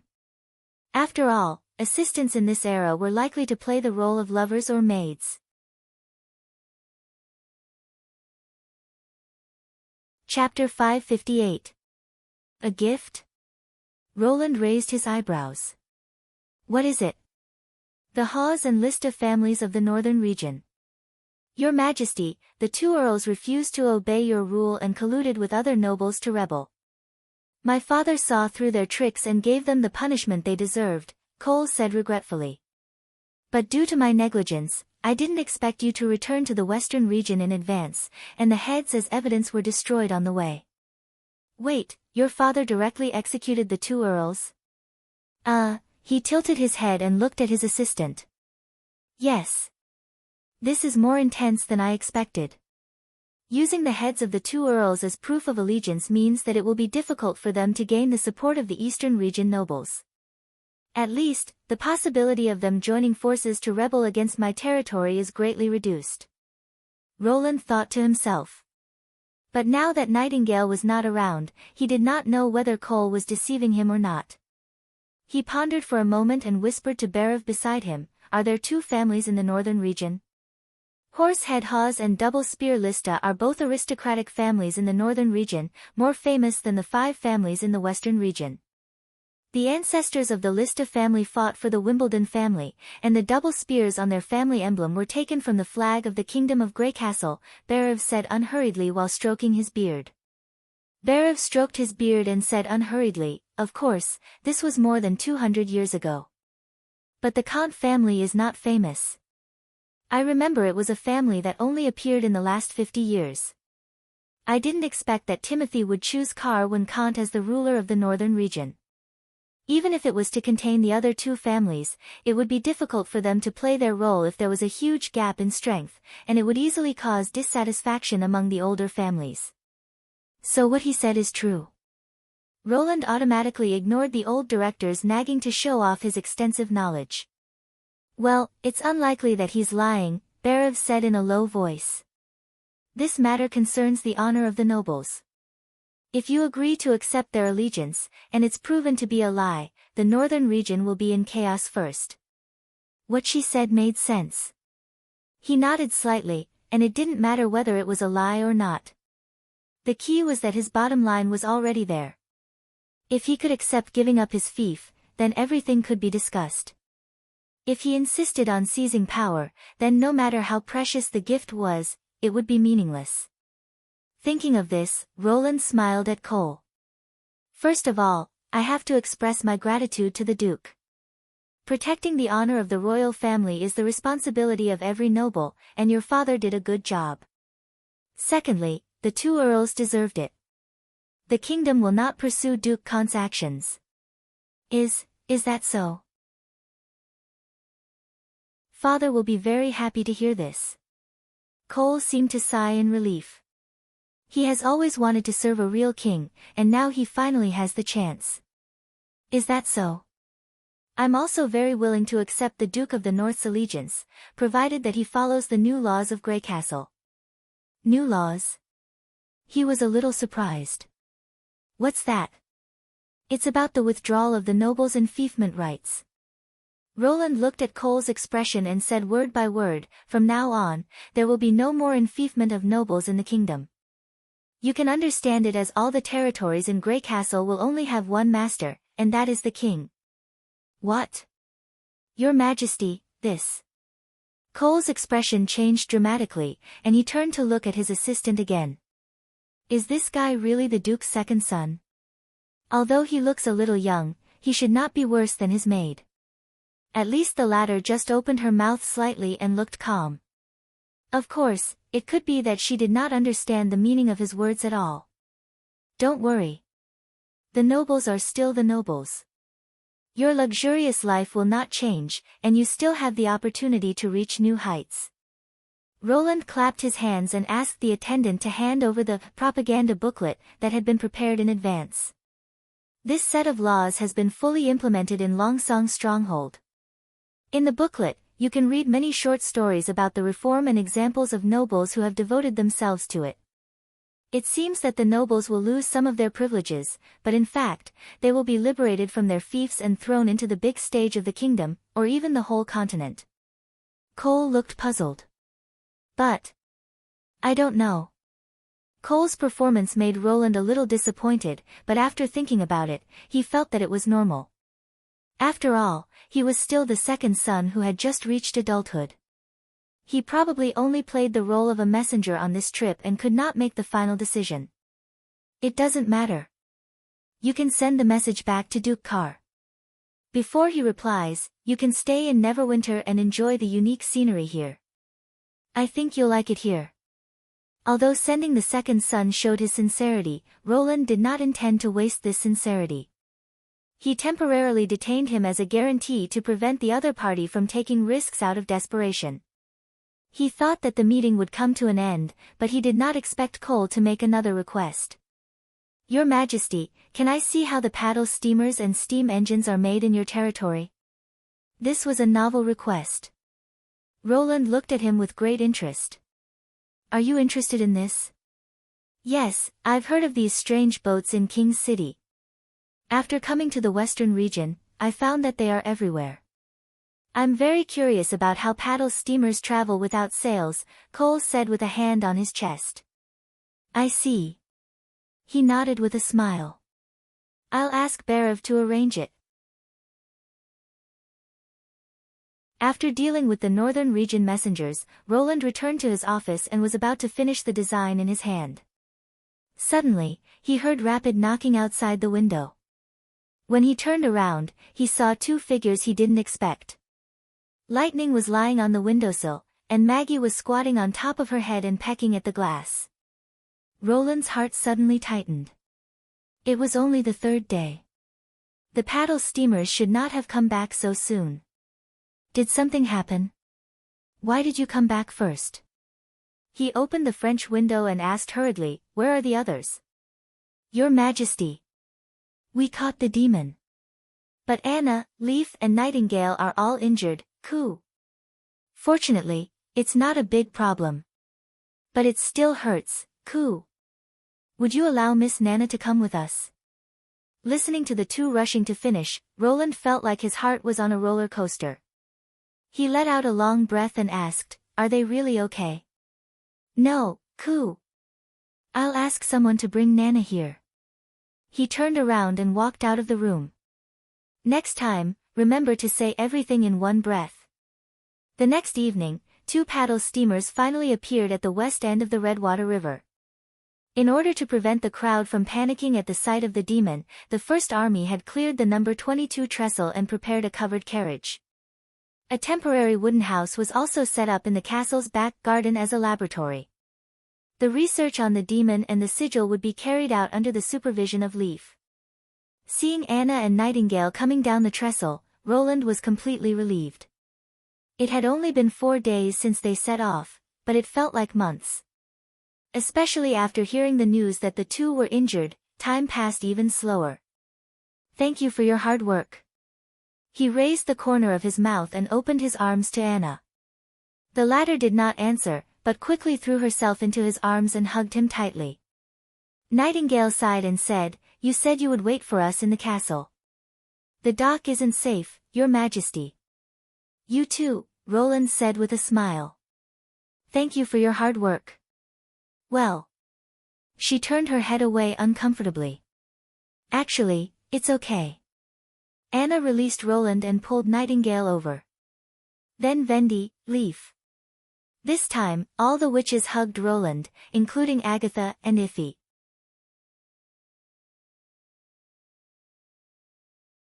Chapter 559. After dinner, Roland immediately rushed to the back garden. Although he wanted to spend some time with Anna, the demon's red mist was limited, so he had to start the experiment as soon as possible. Almost all the members of the Witch Union were present. Even those who did not participate in the test did not want to miss the opportunity to observe the enemy up close.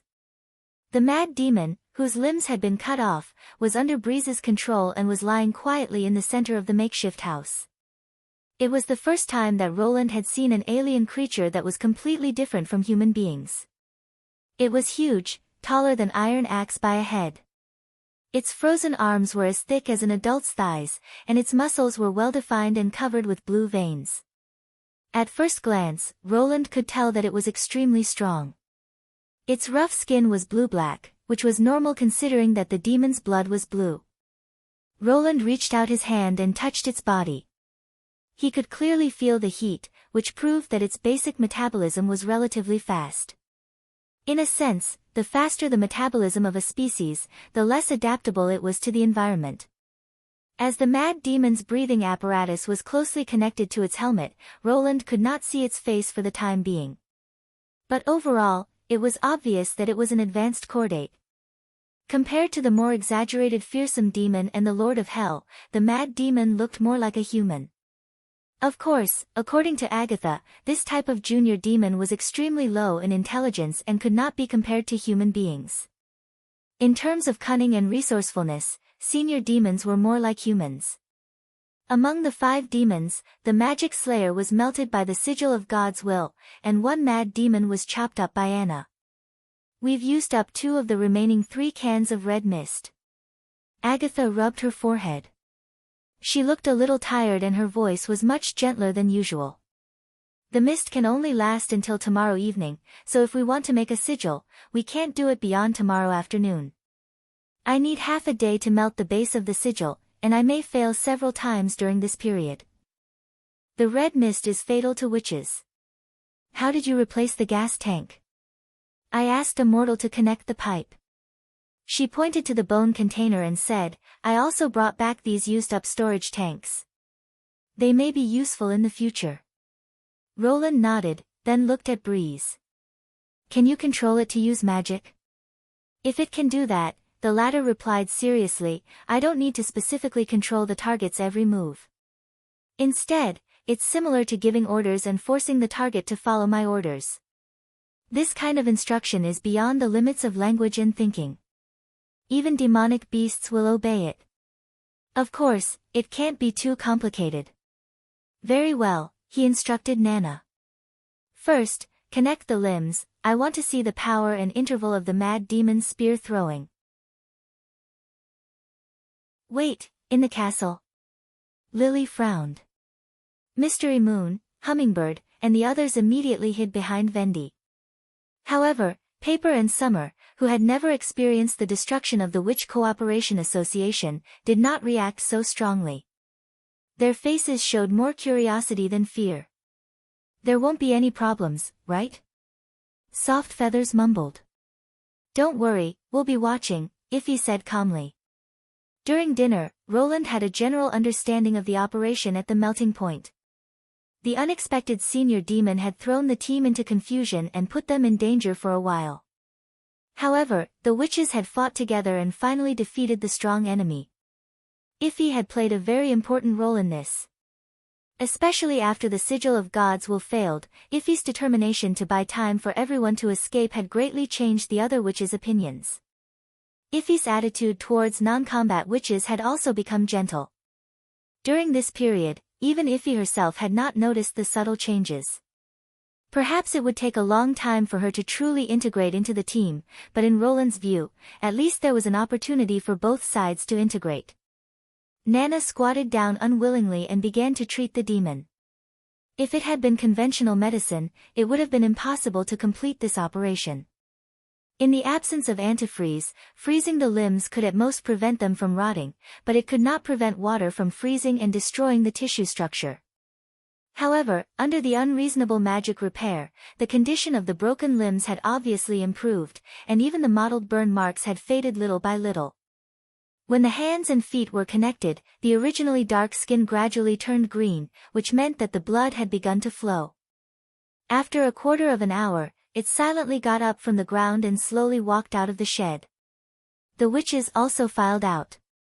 Unlike the swarm of bees when they came, there was a long line behind Vendi and Scroll. Roland could not help but laugh when he saw the faces of Mystery Moon and the other witches full of fear.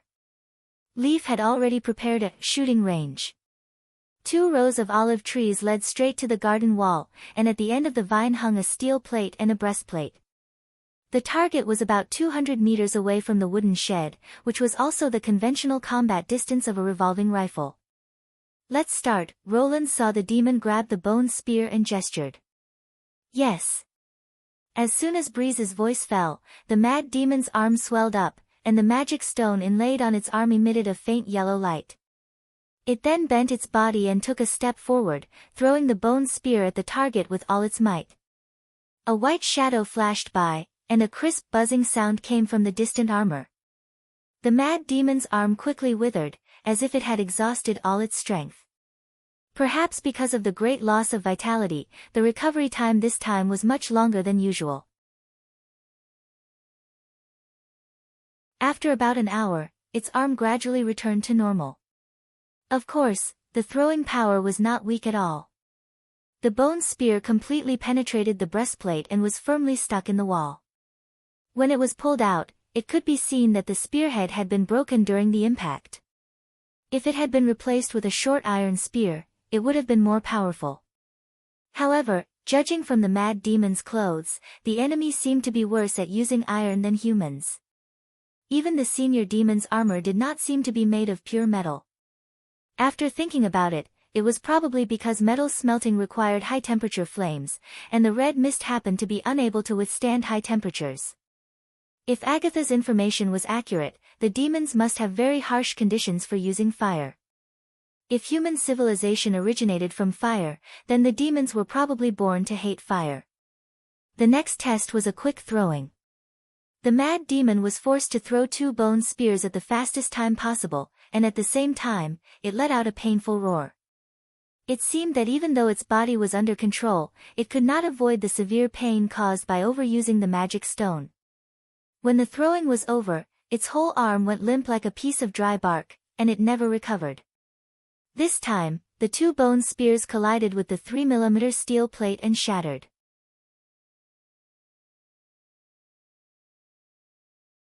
Chapter 560.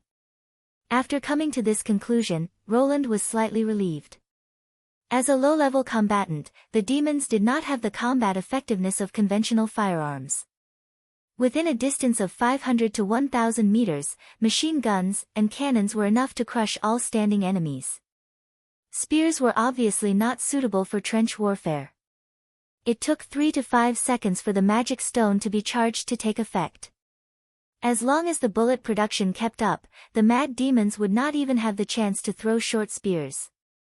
This meant that at least on the battlefield where the 2 armies met, humans definitely had the power to fight. It would be great if you were born in Tequila. Agatha looked at the weapon in Roland's hand and sighed.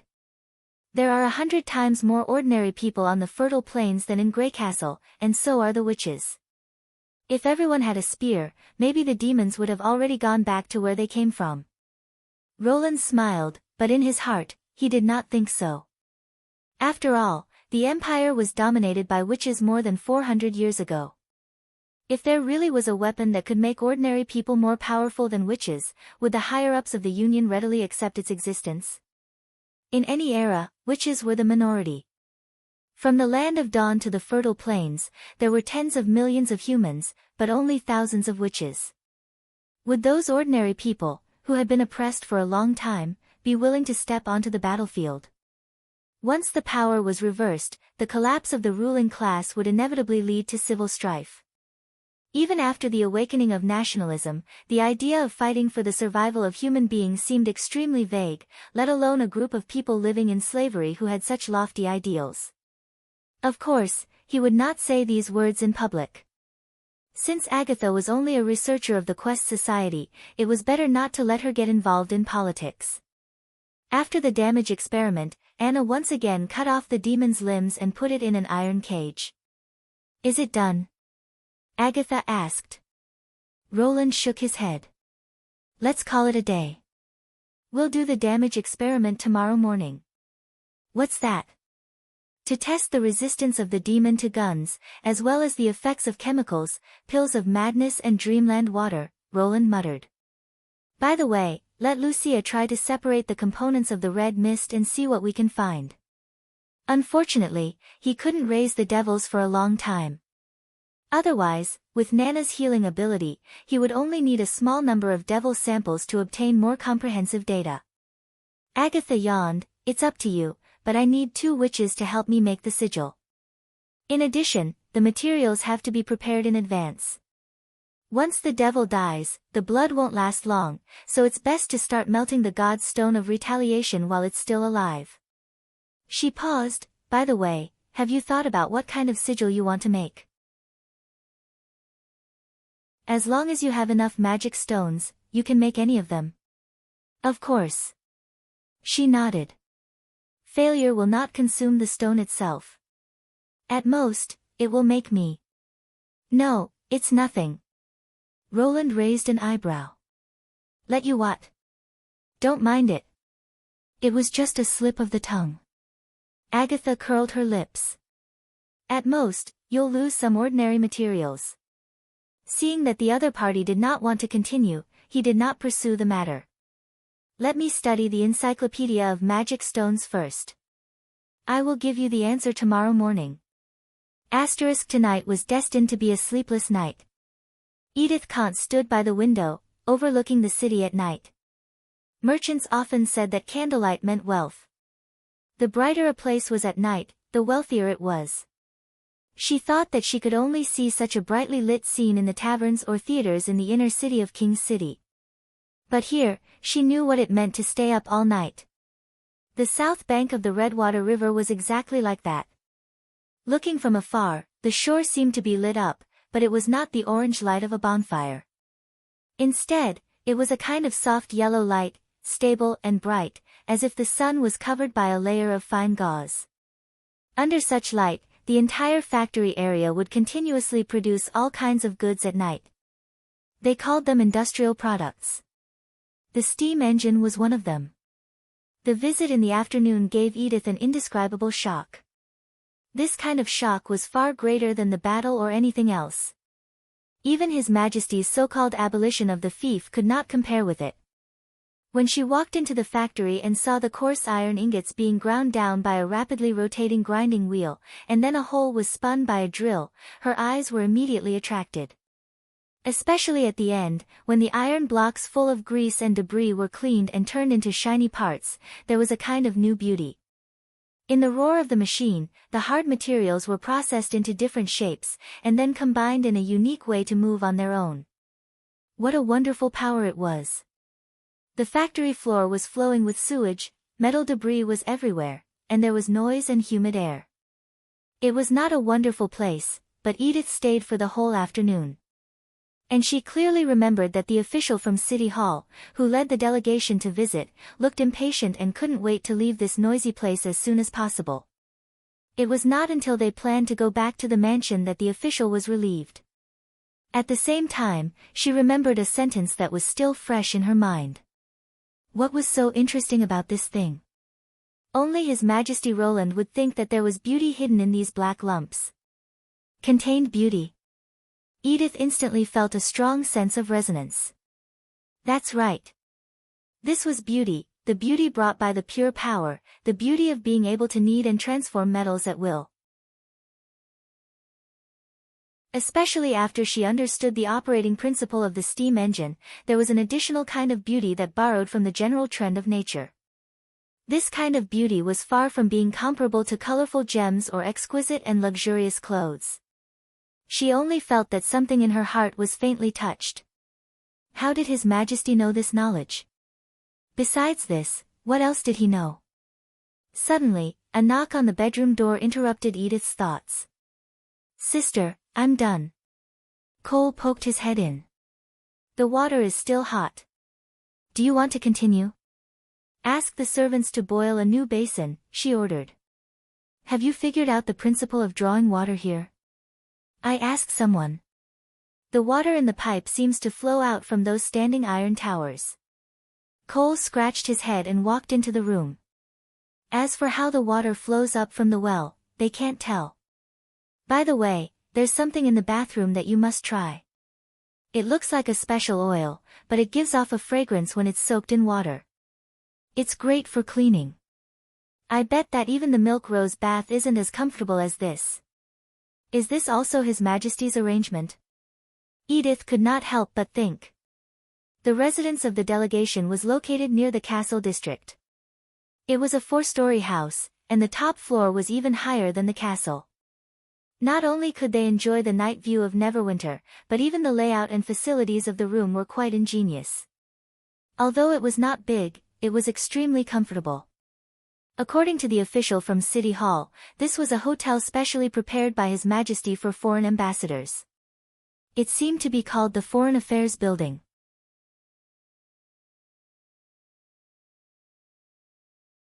Chapter 561. What do you think? Edith went back to the bed and sat down. The bathroom? I mean the new law. Air. Cole looked hesitant. I'll write to my father tomorrow and tell him about His Majesty's conditions, but I don't think he'll agree. Really? Edith could not deny it. Seeing that she did not deny it, Cole became a little more courageous. I've also read the booklet that His Majesty gave me. Let's not talk about whether the content in it is true or not. The most powerful noble used as an example is only the son of an earl. Now, he is equivalent to a duke without a fief. To be honest, if I were only a knight, I would definitely make the same choice. But my father is the rightful ruler of the northern region and the Duke of the city of Evernight. His status and power are far lower than the eldest son of the Honeysuckle family. Once he agrees to His Majesty's terms, it means that he gives up his territory. It's not an upgrade, but a real decline. You're right. Edith nodded with a smile. Before her brother could cheer up, she continued, but you've overlooked one thing. What? That we can occupy these positions and powers. Cole's expression froze. You've obviously focused on the stories at the back of the pamphlet, but I'm more concerned about the opening paragraph. Edith picked up the pamphlet and opened the cover. If this is His Majesty's idea, I have to say it's very interesting. The cause of feudalism. Cole poked his head out. Do you understand what it means? It's just a coined word. You can think of it as our current system, or you can call it nobility. Cole looked puzzled. Edith shook her head to herself. The content seemed rather awkward at first, and it seemed inexplicable to be used as the opening paragraph in the brochure. It was far less vivid than the following examples. However, if one could understand its true meaning, they would find that it was the basis for Roland Wimbledon's decision to implement the new law. It was the first time that she had seen such a novel and thorough statement. Have you ever thought about why we enfeoff the land to our knight and retainers? That way they'll be loyal to the Counts, Cole muttered. And they'll be able to recruit more brave men to serve them. What if father took the whole of the north? Edith asked. Are you saying that all of it belongs to the family? The younger brother thought for a while and shook his head. Of course not. If we occupy all the territories, the knight will leave the northern region. Without their property, they will definitely look for opportunities in other places. The same goes for the lesser nobles. In that case, the Count family will be the only noble family in several towns. Is it not good? Of course. Cole blinked, as if he did not understand why his sister would ask such a simple question. The northern region is too vast for us to manage. If Cliffside City is attacked, it will take the guards half a week to get there from the city of Evernight, not including the time it takes to deliver the message. Besides, collecting taxes and grain is also very troublesome. We can't expect those untouchables to voluntarily hand over these things, right? So, in order to keep our land, we keep expanding the number of vassals. In the final analysis, it's because of the need of war and the limited management ability. This is also the main reason why His Majesty thinks the feudal system is formed. Edith stroked the pages of the book. But now the situation has changed. No matter how much we expand the number of troops, we can't stop His Majesty's thunder. His army is invincible in the whole kingdom. At the same time, His Majesty firmly believes that a strong city hall can manage the affairs of the whole territory well. Naturally, there is no need to enfeoff the land to the nobles. Well. Cole opened his mouth but did not know how to answer. Roland Wimbledon thinks this is an inevitability of history. She pointed to the last sentence of the opening. A fully functional centralized government will inevitably replace the enfeoffed nobles. Because a unified management plan can make better use of the resources of the whole territory, tap the potential of the people, and make the whole kingdom burst out with strong productivity. And productivity is the decisive factor that determines which power can survive. Nonsense, Cole said in a low voice. What's productivity? Can it be compared to who can farm better? 10 farmers can't beat one knight. And to manage the whole country. Where does he find so many people to take charge of the tax? Won't he entrust it to the nobles?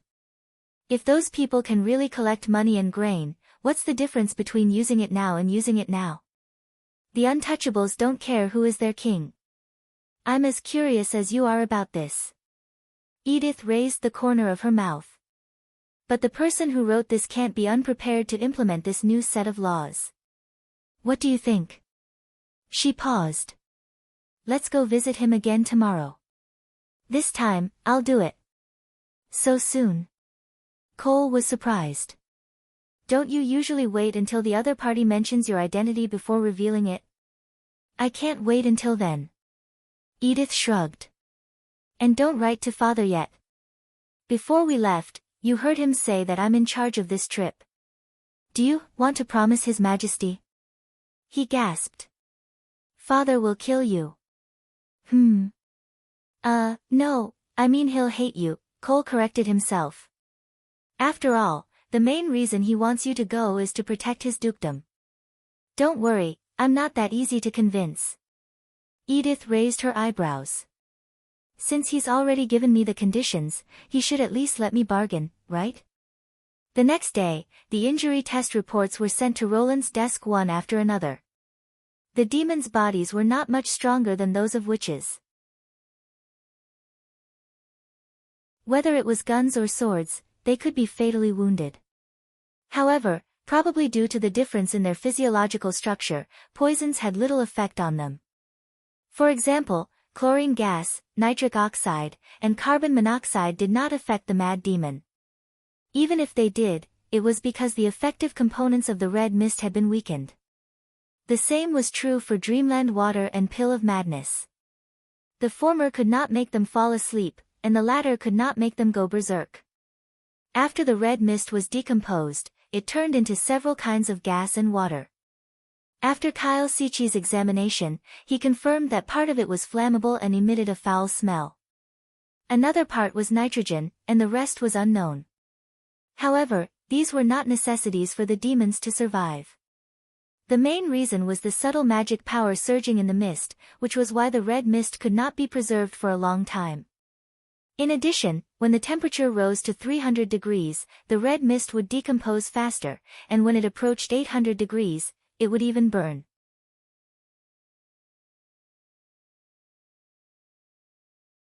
Chapter 562. While Roland was thinking about what kind of arson tool would be easier to make, a guard came in and said, "Your Majesty, the emissary from the northern region wants to see you." It's only been one day. Roland was a little surprised. Are they going to refuse my request directly instead of waiting for the Duke's reply? Take them to the reception hall, Roland ordered after a moment of silence.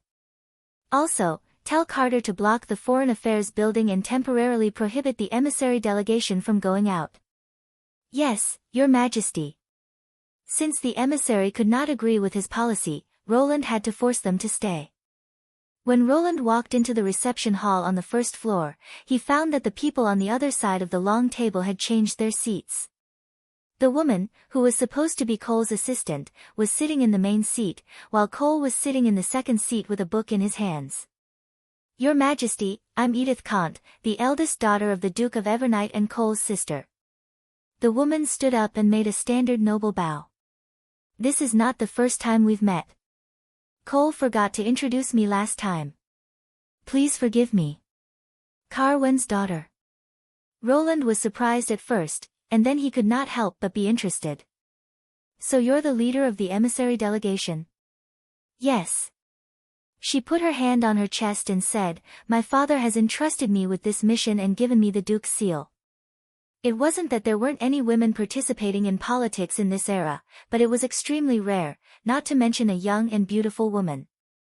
Roland could tell from Edith's expression that this was not the first time she had dealt with a superior. Her words and behavior were impeccable. As for the concealment of her identity, Roland realized that it was a trick to attract the attention of the negotiators.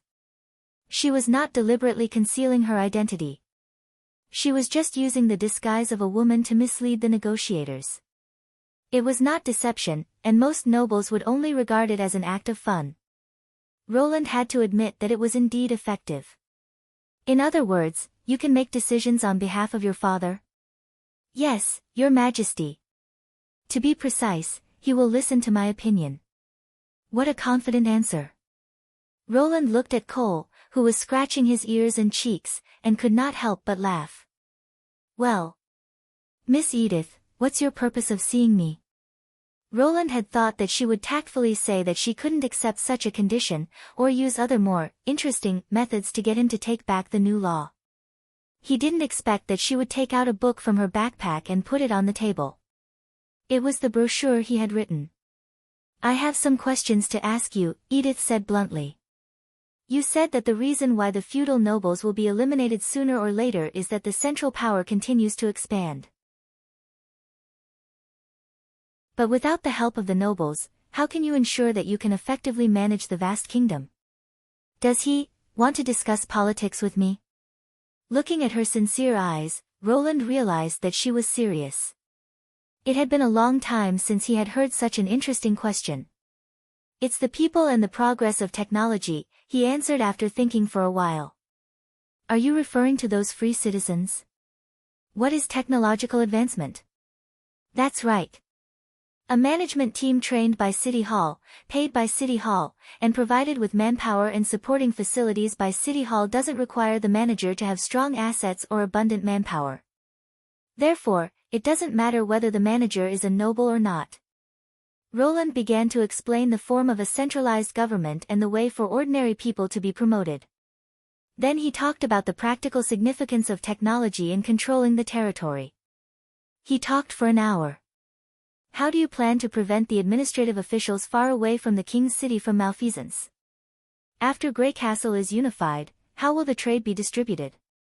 Can productivity really be used as a standard to measure policy?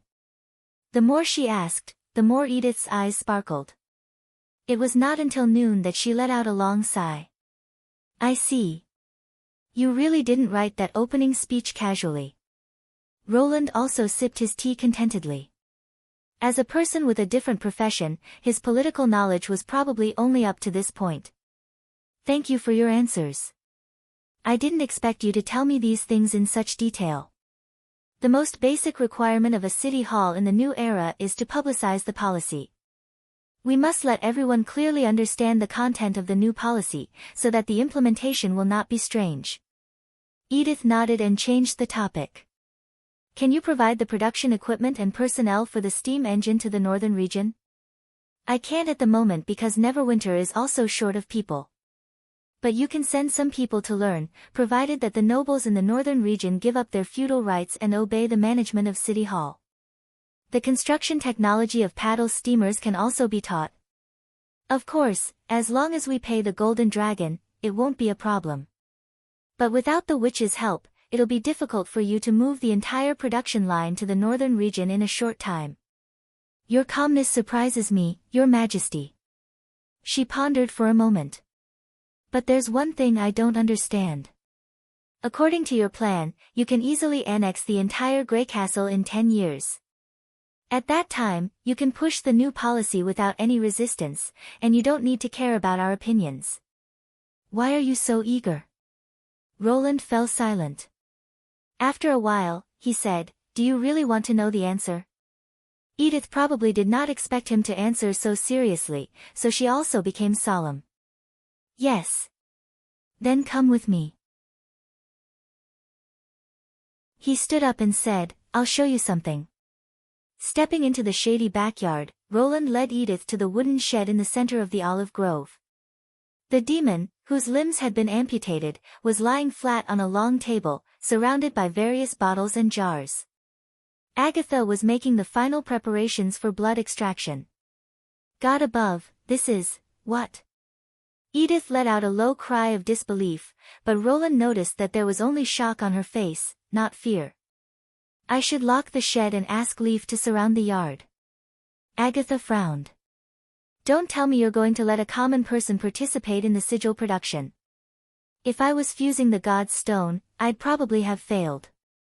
Of course not. It'll be ready soon. Roland coughed twice and turned to Edith. The alien creature in front of you is the legendary demon. They appear in the northern region of the impassable mountain range and are the biggest enemy that human beings will soon face. The war between the two races has nothing to do with territory or wealth. It's to decide who can survive, and the loser will perish completely. Demon? Decide to continue the war. Edith could not help but murmur.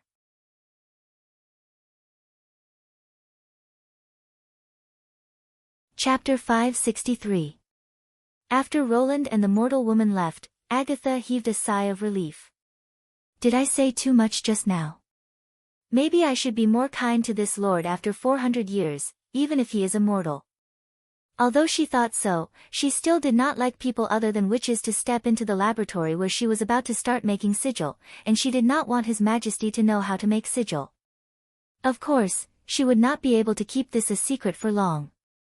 Agatha turned around, laid out the 6 square wooden boxes that she had prepared in the morning, and put the god's stones of retaliation collected by His Majesty into them.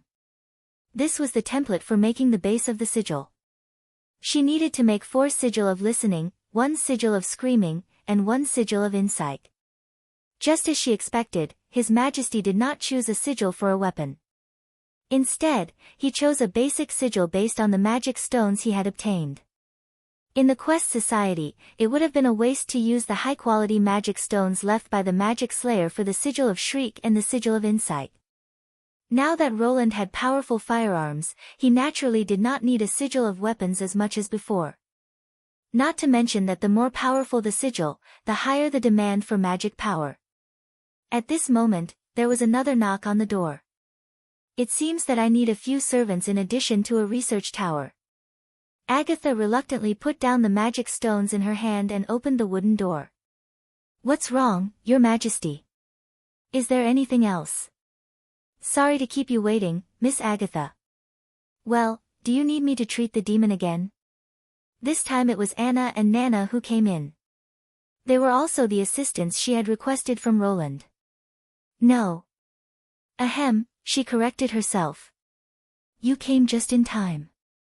I've just finished the screening. Put the remaining materials into the box, and then we can officially start making. When the blue blood flowed into the wooden box through the coated tube, the god's stone underwent a wonderful change. The two blended together and produced a series of bubbles. The heart stone was like a burning candle, and the water chestnut turned into a viscous liquid that flowed down, followed by the god's stone itself. The demon seemed to realize what they were doing and used the last of its strength to struggle. Unfortunately, it was useless under the iron chains. Soon, the 6 boxes were filled with the blood of the mad demon. The first box that was filled with the blood seemed to be boiling. The surging liquid mixed fine sand, mercury, and god's stones together, looking thick and turbid. Anna carefully observed their changes. Does the quality of the sigil have anything to do with the raw materials? Yes, it mainly depends on the god's stone of retaliation and the magic blood. The Quest Society believes that magic transforms the body in all aspects. The physical fitness of senior witches is obviously better than that of ordinary witches, and the Transcendents have reached the limit in this regard. In order to improve the effect of the sigil, the best sigil would be made from the blood of powerful demons and the best god's stones. For example, Lady Alice's God's Punishment sigil was made from the blood of a dying magic slayer on the battlefield. Is it the same when a witch's blood fuses with a god's stone? It's not the same. Magic stones won't melt like candles, and the reaction won't be as intense. The liquid that forms is as clear as water and can flow freely. But the demon's blood will eventually solidify and become as hard as a stone. As Agatha spoke, she put a partition panel into the wooden box. Therefore, the process of making a sigil is similar to smelting metal. Before it completely solidifies, the magic stone must be put in and the most important step must be completed, connecting the magic vein. Vein? Anna asked curiously. Like a plant? Agatha nodded. Do you remember what I said before? The Quest Society believes that only life can carry magic power. Without this step, the sigil is just a dead thing. The magic stone is still an individual, and it won't combine to produce incredible power. Can the demon's blood give these ordinary substances life? She asked in surprise. It's not enough to rely on the demons alone, Agatha said calmly. You have to add the witch's blood. Nana covered her mouth in shock. The Quest Society discovered this secret by accident. When the blood of witches and demons is mixed, it can produce a strange effect. The melted god's stone remains in a fresh state, just like a plant. Even if it is left for a long time, the vein will not lose the blessing of magic power. I don't know how to describe it. In short, you'll understand after you watch. The liquid in the first box had calmed down and was covered with a layer of gray light. It looked like blue wax after it had condensed. Agatha took out the panel, leaving 2 hemispherical grooves and a shallow strip-shaped groove in the box. Then she picked up a knife on the table and cut her wrist. Bright red blood instantly gushed out and filled half of the wine glass. She gestured to the little girl and said, "Help me heal the wound." This was the reason why Agatha chose these 2. Anna was the witch with the best learning ability in the Union and was suitable to inherit this skill. On the other hand, Nana could effectively relieve her pain. In Tequila, healing witches were the main force in the front line and could not be assigned to the Quest Society. Most of the time, after bleeding in the laboratory, they could only use herbs to treat their wounds. If Roland Wimbledon had not shown her the hope of defeating the demons and had no prejudice against witches, she would have rather buried the method of making sigil. Even in the Union, most people could not accept the fact that the blood of witches could be perfectly mixed with the demons.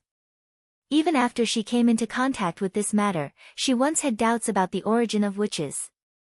This confusion was very disadvantageous to the battle of divine will, so the making of sigil was one of the secrets that the members of the Quest Society had to keep. This was also the reason why she did not want His Majesty to participate in the battle of divine will. Especially in this era, there were still rumors that witches were the minions of the demons who had seduced the demons. Even if he would find out sooner or later, Agatha still hoped that it would be a little later. She sighed to herself and thought, maybe this is also a kind of self-deception. When the mixture was half hard, Agatha forcefully inserted the magic stone into the groove and poured the warm blood into it. The red blood flowed in the shallow groove, and the surrounding blue blood clots began to squirm. The edges of the two gradually blurred, forming a state of mutual penetration. Then she infused magic into the sigil. In an instant, the red blood lines emitted a subtle light. Countless light spots flowed on the veins, and with the surrounding squirming, they expanded and shrank rhythmically, as if they were breathing. Anna and Nana simultaneously understood what Agatha meant.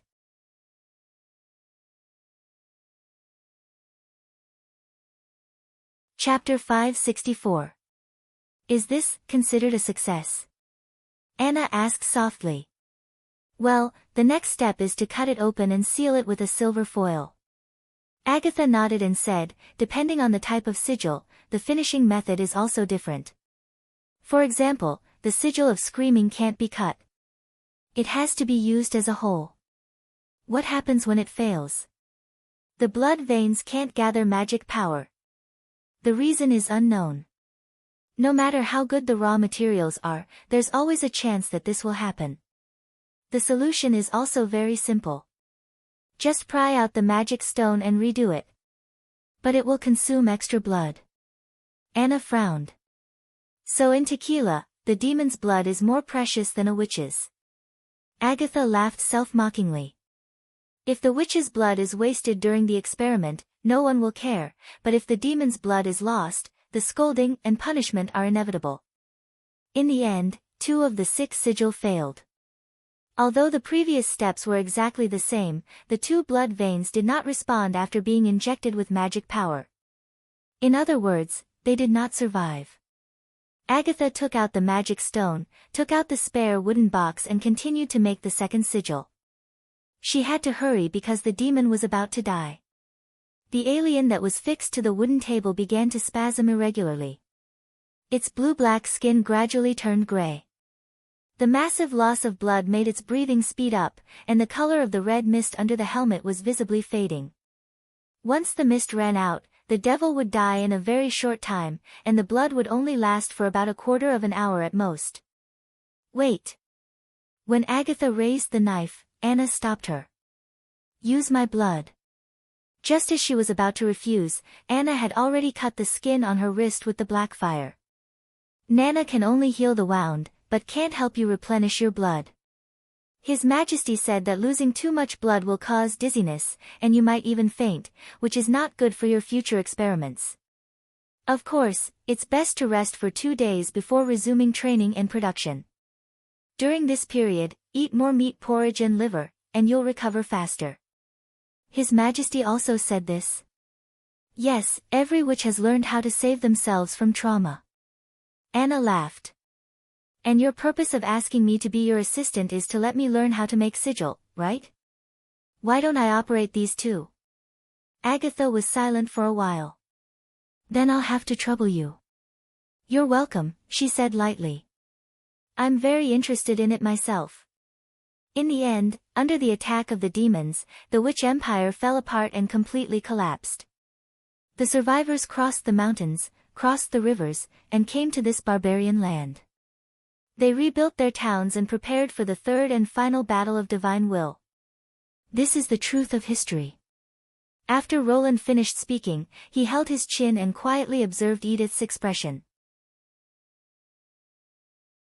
The afternoon sun shone into the room, sprinkling a ray of light on the desk. The woman's contemplative appearance was like a statue. Her green hair was reflected by the sunlight into a pale white, and her beautiful face did not show the slightest bit of color because of these shocking news. Just as he expected, Edith's eyes were filled with curiosity and excitement. She was silent for a long time before she slowly said, "You wouldn't make up such an unbelievable story just to deceive me. Are demons really that powerful? There's no doubt that they're not only fierce individually, but also very large in number. My army could easily defeat Timothy's knights, but it wouldn't necessarily be able to defeat the demons.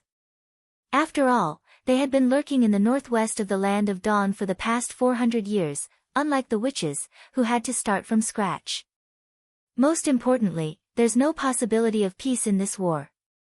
It won't end until one side is destroyed. Then, are you going to disclose this news? Sooner or later. Roland sighed. But not now. I don't know what kind of attitude my subjects will have towards such a terrifying and ruthless alien enemy. It's a slow process to build confidence. I agree. Panic is more terrible than any enemy. Edith nodded. I have one last question.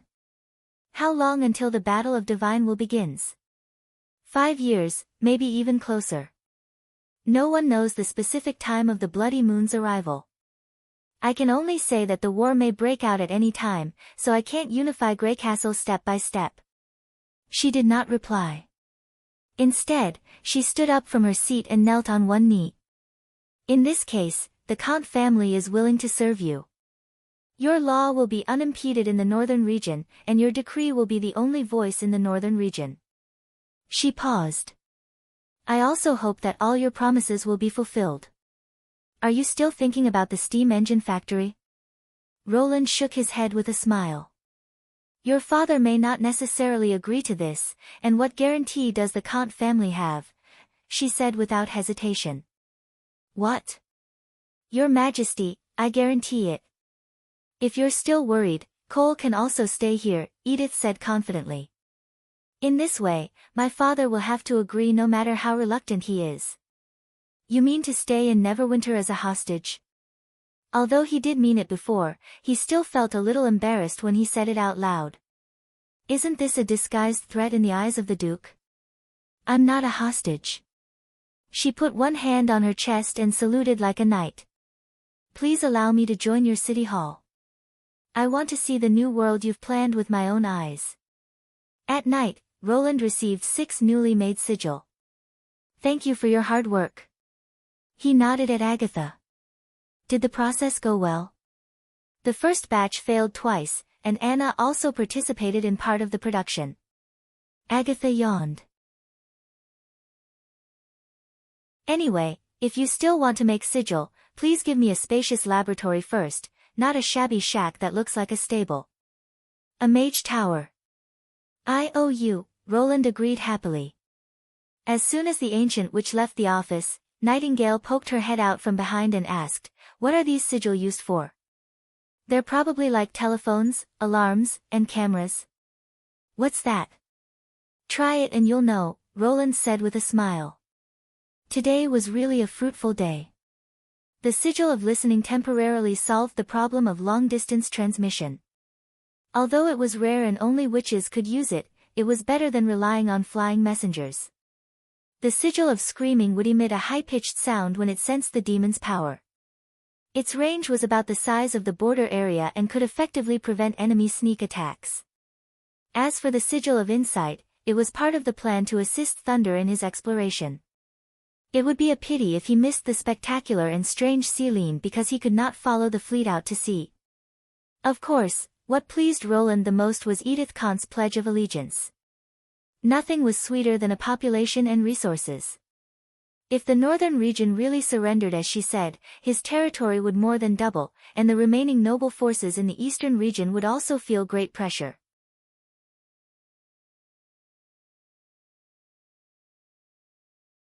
Chapter 565. The Swirling Sea, the Fjords Islands. The sea was foggy, and the ship looked like it was sailing in the clouds, surrounded by a vast expanse of whiteness. They had just left Snowwave Island not long ago, but now the island had disappeared as if it had never existed. Except for the sound of water splashing against the bottom of the ship, Marjorie could not find any other objects that could help her determine the direction. Sailing in foggy weather was taboo for sailors. If other captains had requested to do so, they would have been tied up and thrown into the sea. However, the captain of the chase was Thunder, the most famous explorer in the fjords. Wherever he wanted to go, there would be people willing to follow him, even if it was the entrance to the abyss or the depths of the living lava. "The reef area is just ahead, my lord," shouted a sailor who was familiar with the area. "Lower the sails and move forward slowly." Thunder clapped his hands and said, "Everyone, keep an eye on the surroundings and keep your ears open. That's our destination." "Yes," everyone said in unison.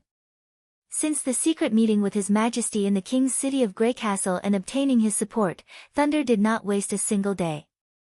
He immediately prepared for the third trip to the east of the Shadow Islands to explore the secrets of the Sealine and the tides. In addition to preparing a ship and recruiting excellent explorers, the most important step was to find a witch who could observe the ebb of the tide from the bottom of the sea. That witch was Marjorie's childhood friend, Sunflower. "Can we really find her?" Molly stood on the head of the magic servant and looked into the distance. "I can't see anything." "She'll only show up when she can't see anything," Marjorie said in a low voice. "Sunflower won't just sit back and watch a ship in danger." "Has she turned into a fish?" "The last time I saw her, only her legs were in the shape of a fish, but that was more than 10 years ago." Marjorie shook her head. "I don't know what she looks like now." "This is a kind of summoning ability, so it's not surprising that she can turn into any aquatic animal," Camilla Derry, the chief butler of Sleeping Island, said. "If Sunflower has been with the sea for a long time, there's no need to worry that she can't survive the day of awakening." "But it's been more than 10 years. Is she really still in this sea?" "Madam, you have to believe in our information," Thunder laughed. "Ever since I knew she was a witch, I've been paying attention to the movements here. You should know that her voice is the symbol of Snowwave Island. There are even some merchants who want to take this voice for themselves." "Did you stop them?" Camilla raised her eyebrows. "A shipwreck stopped them." Thunder blinked. "I promise those guys won't dare to do anything to her again." "So that's how it is. Thank you for your help to the witches," she said with her hand on her chest. "Thank you, Uncle." Molly also shouted. "Ha ha ha, do I look that old?" Thunder said, stroking his beard. "It's not that long." Margaret, who was standing at the side, shook her head. This guy was still so easy to win the hearts of women. No matter which island in the fjords, he was always the most eye-catching existence. Marjorie shook her head. This guy is still so easy to please. No matter which island in the fjords, he's always the most eye-catching. Unfortunately, ever since he had lightning, he never thought of marrying another woman. "Boss, I think I hear singing." Someone at the stern suddenly shouted. "It's in the northwest." "Quiet, everyone quiet." Thunder and the witches rushed to the stern of the sailboat, followed by Marjorie. As everyone held their breath and listened, the ethereal singing gradually became clearer. It was not coming from all directions, but was firmly pointing in one direction. It was like a light penetrating the thick fog, guiding the chase to a safe course. "Take in the sails and drop the anchor," Thunder ordered. "Put down the landing shuttle." After awakening as a witch, Sunflower knew that she could not be caught, so she almost never showed up. Ships in distress could only hear her singing, and few people had seen her. Therefore, Thunder planned to let the chase stay in place and continue to attract Sunflower's singing. He, Marjorie, and the witches would take a small boat to find her. The magic servant dove into the water and quietly moved forward with the landing shuttle. They did not even need to paddle. After sailing for about 7 minutes in the thick fog, Marjorie suddenly saw a green figure. "Sunflower!" She could not help but shout. The singing stopped abruptly. A woman was floating on the water, looking at the people on the boat in surprise. She seemed to be at a loss for a moment. Her hair hung down like fluffy seaweed, revealing only half of her face and her round eyes. Her skin was so pale that there was no trace of blood, and there were scaly markings on her cheeks and neck. "It's me, Marjorie. Do you still remember me?" Yeah, she made intermittent sounds and slowly backed away. "It's useless." She can't talk anymore, Thunder said decisively. I'll leave the communication to you, Miss Camilla. Camilla nodded and put her hand on Marjorie's shoulder. Suddenly, Sunflower's voice sounded in her mind. Did you bring them to catch me? No, I came to you too. She can hear you, interrupted Camilla. It's more sincere to speak from the heart. Marjorie swallowed her saliva, calmed herself down, and thought over what she wanted to say. You saved my life once, Sunflower. Do you remember? I came here to ask for your help. After a while, she heard the other parties reply again. I remember you, Marjorie. We used to hang out a lot. This was the ability of a witch. It's really amazing. Marjorie thought excitedly. Fortunately, Thunder had foreseen this before they set off and invited Camilla Derry from Sleeping Spell, who could directly communicate with people. Camilla Derry? Who was she? Oh no, she had forgotten that her thoughts could be directly heard by Roland. Marjorie hurriedly collected her thoughts and said, Camilla Derry is the one who can let us hear our thoughts. She is also a witch, just like you. Don't sailors catch witches? Of course. The power of the church has been completely destroyed. Now witches have settled in the fjords. Sleeping Island is a town built by witches. If you want to go there, I can help you. Oh. Sunflower sounded excited. What else happened recently? Someone threw a harpoon at me, and I thought they came for the church's bounty. That kind of thing won't happen again. Lord Thunder has solved everything. Thunder? You mean the most outstanding explorer? Yes, he's right behind me. You don't know, but not long after I left the fishing village, I joined his expedition team. Really? Can you tell me about it? After a long time, Sunflower made a chirping sound and jumped into the sea, leaving only a string of ripples. How is it? Asked Thunder.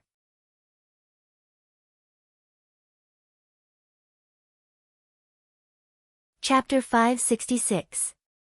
When the carriage entered the city of Glow, the surroundings suddenly became noisy. Yorko could not help but lift the curtain and look out. He saw all kinds of shops on both sides of the road. Some of them had set up awnings in front of their doors and placed tables and chairs for people to rest, while others directly spread their goods on the ground and stood on the side of the street, shouting loudly. The whole long street was no different from a market. For a moment, he felt as if he had come to Eagle City, the town that had evolved from a market. Oh, no, Eagle City had been burned down by the Queen of Clearwater, and the tall and majestic buildings in the distance also showed that the scale of the city was quite extraordinary. What do you think of King's City of the Kingdom of Dawn? A lazy woman's voice came from behind him. It's indeed a city of merchants. Even the main road of the city can be openly hawked by peddlers. If it were in Greycastle, it would have been swept clean by the patrols, Yorko exclaimed. I'm afraid that only the fjords can compare with you. The fjords? The woman said disdainfully, they're just a group of carpetbaggers. They just transport goods from all over the world to scarce places and sell them back and forth to earn the difference in price. There are very few goods to sell on the island. After thinking about it, only salted fish can be sold for some money. Of course, you're the best merchant. Yorko smiled and retracted his neck. You're not bad either. She smiled and put her hand on his shoulder. My Mr. Ambassador. She was a noble merchant Yorko had met in a border city of the Kingdom of Dawn. Unlike Greycastle, a merchant's wealth could even be used as a title in the Kingdom of Dawn. Most nobles were merchants, and the status of a noble merchant was comparable to that of the upper nobles. At the same time, the Kingdom of Dawn was also a big producer. Not only was it rich in agricultural products, but its textile raw materials and finished products were also exported to the three countries. Before setting off, Yorko had crammed a lot of knowledge on the history and customs of the neighboring countries. Playing dumb could win a woman's satisfaction, but no one liked an idiot who knew nothing. The merchant's name was Denise Peyton. Although she was 35 or 36 years old, her skin was still very well maintained, smooth and elastic. Her light brown hair was tied up on top of her head, and one strand of it was deliberately dyed purple. It looked quite weird at first, but after getting used to it, he unexpectedly found it not bad. As a noblewoman who was traveling far away and had no one to look after her, she was naturally interested in having fun. It only took Yorko 2 days to have a pleasant conversation with her, and then he won her favor with a bottle of perfume. After the pleasure, the two of them were completely stuck together. Not only did they travel side by side, but Denise also pulled him into her luxurious carriage. By the way, what's the most popular business in the city of Glow? What, you want to join in too? Entrusted by my old friend. No, by the respected King Wimbledon, I may have to stay here for a long time, 10 or 20 years, Yorko said in a relaxed manner. Since this is a city of merchants, I can't be exempt from the customs. Just like what you said, I have to follow the customs. Good nobles are good merchants, Denise added. That's right, good nobles are good merchants. Yorko clapped his hands and laughed. In Grey Castle, an ambassador is equivalent to an earl. How can I live up to this title if I can't do business? You're right, she whispered in Yorko's ear. There are 2 kinds of things that sell well in the king's city. The first kind is practical goods, which can be used most of the time, but of course, can't be too common. For example, crystal glasses, silver mirrors, perfumes, high-quality fabrics and fabrics. The other kind is novelty goods, which have no standard price.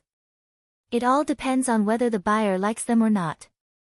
Every weekend, a similar trade show will be held in the city, and the entry requirements are different according to the level of the show. It sounds interesting. Yorko's eyes lit up. It's really interesting. If I didn't see it, I wouldn't have known there were such things in the world. If you're interested, I can take you to visit the top exhibitions. But recently, there's a business that surpasses the 2. Denise paused for a moment to whet his appetite, and then said, the slave trade. Slave? He was stunned. It's not a rare thing. That's why I said recently, the female merchant explained. A business without capital is always the most popular. You should know the news that the kingdom of Wolfheart has been conquered by the church, right? Thousands of refugees are pouring in from there. As long as you give them some food, you can get a batch of them. You won't lose anything by selling them anywhere. Now many merchants in the city of Glow have gone to the border, rushing to make a fortune before the refugee tide ends. After all, this business will be over when the war subsides. But you're going to the border of Grey Castle. I don't like the feeling of buying and selling people. Denise shrugged. Especially women. Then don't think about it. Yorko put his arms around her and said, a business without capital doesn't mean it's risk-free. When those refugees become mobs, the slave merchants will have a headache. It seems that you know something about business, she said with her hand covering her mouth. At this moment, the coachman's voice came from the front of the carriage. Madam, we've arrived at the palace area. Let's say goodbye here. Yorko kissed her fiercely. The time on the road is so sweet and short. I'll remember it. Don't you want to come to my mansion? Denise asked with a seductive look. I have official business to attend to, so I won't waste your time. Of course, the answer was no. She was a married man. Now that he was in her territory, how could he go to her mansion as a guest? If the patriarch found out, it would be strange if he didn't get beaten half to death. Yorko hurriedly jumped off the carriage and waved to her. I think we'll have a chance to meet again. I think so too. She raised her eyebrows. Maybe the next time we meet will be faster than you can imagine. What? He closed the curtain and left with a smile. The title of Devil Hand is indeed well deserved. Hill Fox walked to Yorko's side and sighed when the envoy delegation behind the caravan approached Yorko after he got off the carriage. What did you talk to her about these days? Hill Fox was a personal guard arranged by His Majesty. It was said that Hill Fox had made many contributions to His Majesty, although he did not look like he could fight at all. What else can I talk about with a merchant? Of course, it's business. In fact, even business was just a primer for him to start a conversation. Catering to her interest was the best way to quickly shorten the distance between them. Whether it was through words or gifts, he could always scratch the most itchy spot of a woman. What are you going to do next?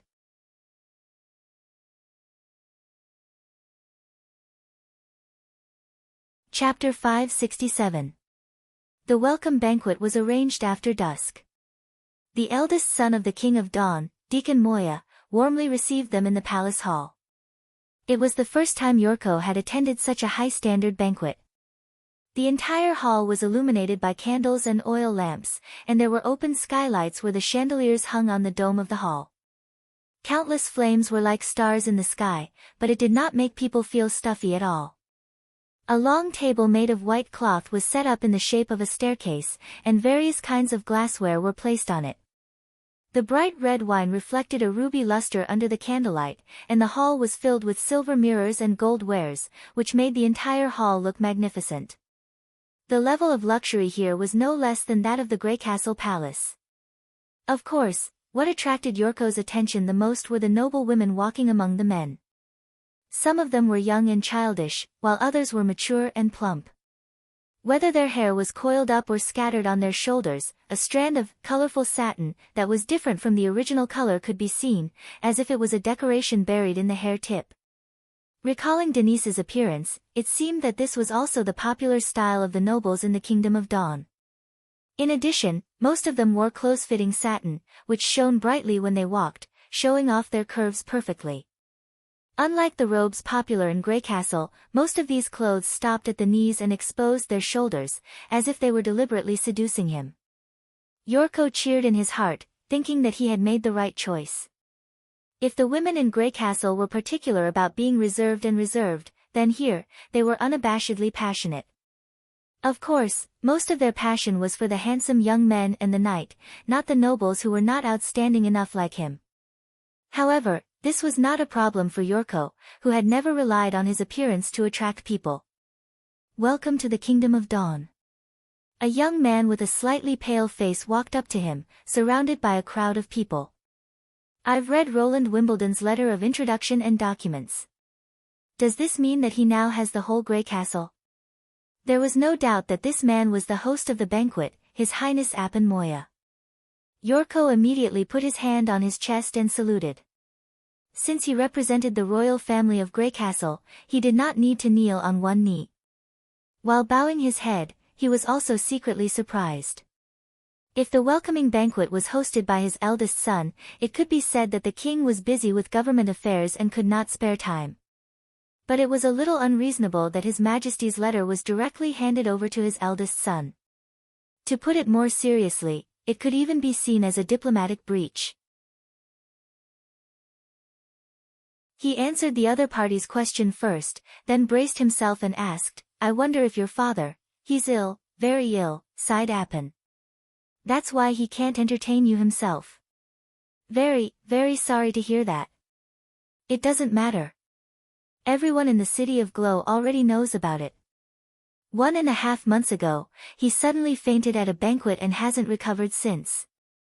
He can only stay awake for 4 to 6 hours a day and spends the rest of the time sleeping. 1.5 months ago. That was almost the day when he set off from the king's city of Grey Castle. Yorko comforted him. Your Majesty, he'll get better gradually. Please don't worry too much. Thank you. The prince forced a smile. Enjoy the banquet. I'll ask the ceremonial officer to prepare a place for you to stay later. Thank you. Just as the other party was about to leave, Yorko suddenly remembered his business and said hurriedly, By the way, Your Highness, I wonder if you know about the alliance between the Kingdom of Dawn and Grey Castle. I know about it, but my father can't deal with government affairs for the time being. Let's talk about it when he gets better. After the group of people left, Yorko felt a little relieved. It seemed that he was quite talented as an ambassador. Nothing went wrong during his first negotiation with the senior members of the royal family. It was a pity that he encountered a small accident on his primary task. But it was not a big deal. Anyway, he would live in the city for a long time. Moya 4 could not be sick for several years in a row. It was better to take advantage of this period to pay more attention to the beautiful woman in the hall. We meet again, Mr. Ambassador. While he was thinking, he suddenly heard a familiar voice behind him. Yorko was startled. He turned around abruptly and found that it was Denise Peyton, the merchant who had been with him all the way. Why are you here? I told you, we'll meet again soon. She raised a glass of red wine and smiled. Let's drink to our reunion. Yorko hurriedly looked around, fearing that some nobleman was staring at him. Are you looking for my husband? Denise raised her eyebrows. Don't worry, he's not qualified to be here. You mean? I'm the master of the Peyton family, not him, Denise said bluntly. The maids at home are enough for him to enjoy. If he wants to go out and try something new, he can't do it without my permission. I see. Yorko was relieved. It seemed that Denise was the true heir of the Peyton family. If a woman wanted to continue the family's practice, she would usually take in some fallen noblemen as her partners. Due to the great difference in status, it was natural that the man had to change his name. You should have told me earlier. He pretended to be relieved. I don't want to ruin a pure love. Really? Denise pouted. When you reached out to me, it was no longer pure. She paused. Do you have any other plans after the dinner? Well, I don't think so. Yorko put his arm around her slender waist. If you invite me, then I know a good place. I'll leave it to you, my dear. After the banquet, Otto pulled the eldest prince aside in confusion. I don't understand, Your Highness. Even if His Majesty Moya is ill, you can agree to the covenant first. Why did you put it aside? It's your father's idea to form an alliance with Greycastle. The church is so aggressive. We shouldn't fight alone. I heard that my father asked you to find Timothy Wimbledon instead of Roland Wimbledon. Our alliance should be with the King of Greycastle. The message from the ambassador also proves this. His Majesty is the new king of the neighboring country. Appin Moya nodded. Thank you for the secret visit to Greycastle. But I have my own plans for the alliance. You don't have to worry about it anymore. Your Highness. You don't understand, Appin interrupted. I'm thinking about the Kingdom of Dawn. It's for the safety of the kingdom that we need someone to contain the church's attack. I said, you don't have to worry about it anymore. Appin's voice rose involuntarily. Sorry, I was rude. Seeing the eldest prince like this, he had to give up. As soon as he turned around, His Highness suddenly stopped him. We're friends, right? Otto was silent for a moment. Yes, Andrea, Belinda, Oro, and I, are all your friends.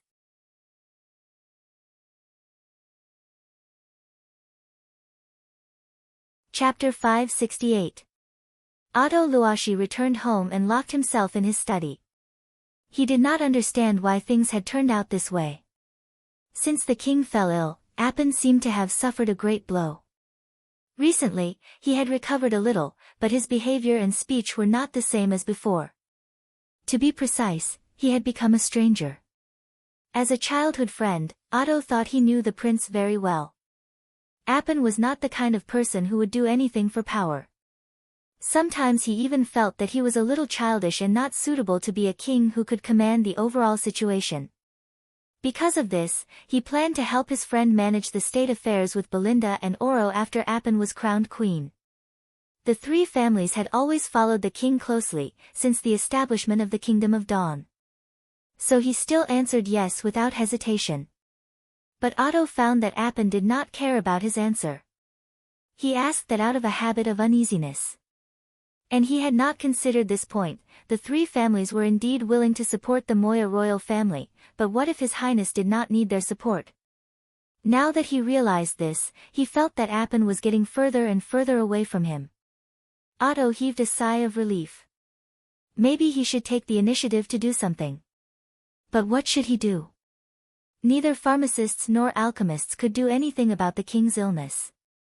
He knew nothing about curing diseases, so he could not fundamentally solve Appin's problem. Should he persuade the prince to pull himself together? He had done this many times, but it turned out to be useless. Probably he alone could not pull His Highness back to his side. The three families must unite. Only by working together could they find out the reason why Appin did this. Thinking of this, he suddenly stood up and walked out. "Young master, it's very late now. Where are you going?" the housekeeper caught up with him and asked as he passed the hall. "The Tokat family. I'm not coming back tonight." He arrived at the Tokat family's territory with ease. As the two of them were very familiar with each other, no one in the large count's mansion stopped him. Otto walked straight into the training hall and, as expected, found Oro Tokat training with a servant. "Hey, why are you here?" Oro took off his sweaty headscarf and threw the wooden sword to the servant. "You want to have fun but don't dare to enter, so you decided to drag me down with you? I have something to tell you."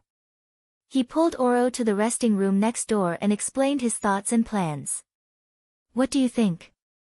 Find out why Appin became strange?" The latter curled his lips. "Sorry, I'm not interested."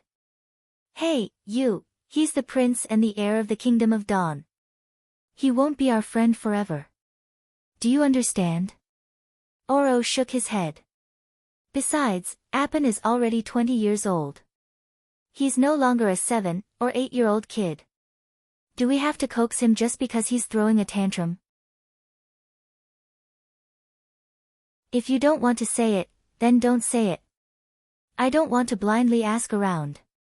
Aren't you going to assist Appin Moya? If His Highness needs us, then we'll be assisting him. If we don't, then we'll just be asking for trouble." Could it be that he had also noticed this? Otto's heart skipped a beat. "But the three of us have always been Moyas, 3 families." Oro smiled disapprovingly. "Since Andrea died, there's only you and me." He turned around and waved his hand as he walked out. "Since you're here, I'll take you to Crimson Dream for a stroll. Otherwise, I'll be tired of worrying about this and that. I'll be fine after I vent my energy." Andrea didn't die. Oro's footsteps stopped instantly. "Sorry," Otto whispered in his heart. "I promised to keep this a secret, but I didn't keep my promise." "Andrea Quinn didn't die," he repeated. "I saw her in border town of Greycastle." Oro instantly turned around and rushed in front of him. He was so strong that he almost pressed Otto against the wall. What did you say? Is this true? I saw her with my own eyes. She's with His Highness Roland Wimbledon. Together." Oro's eyes widened. "You mean the kind of together between a man and a woman?" "I don't know." Otto bit his lip. "But she became a witch. In the entire Greycastle, only His Highness Roland is willing to take in a witch." "Wait, a witch?" He was surprised. "What happened at that time?" Otto Luashi slowly told Oro about Andrea's experience. Looking at Oro's complicated expression, he felt a faint satisfaction of revenge. "Who told you to immediately believe the Quinn family's story of falling off the cliff? It's too late now that you know she's not dead. She won't be with me, nor will she be with you. So that's why her father created the accident." Oro sat on the ground after listening, his face full of frustration. "Damn it, why didn't I think of digging up the grave to take a closer look? This guy is too much. Ahem, that's why we need to get His Highness Appin back." Oro rolled his eyes. "Ah. What's the relationship between the two?"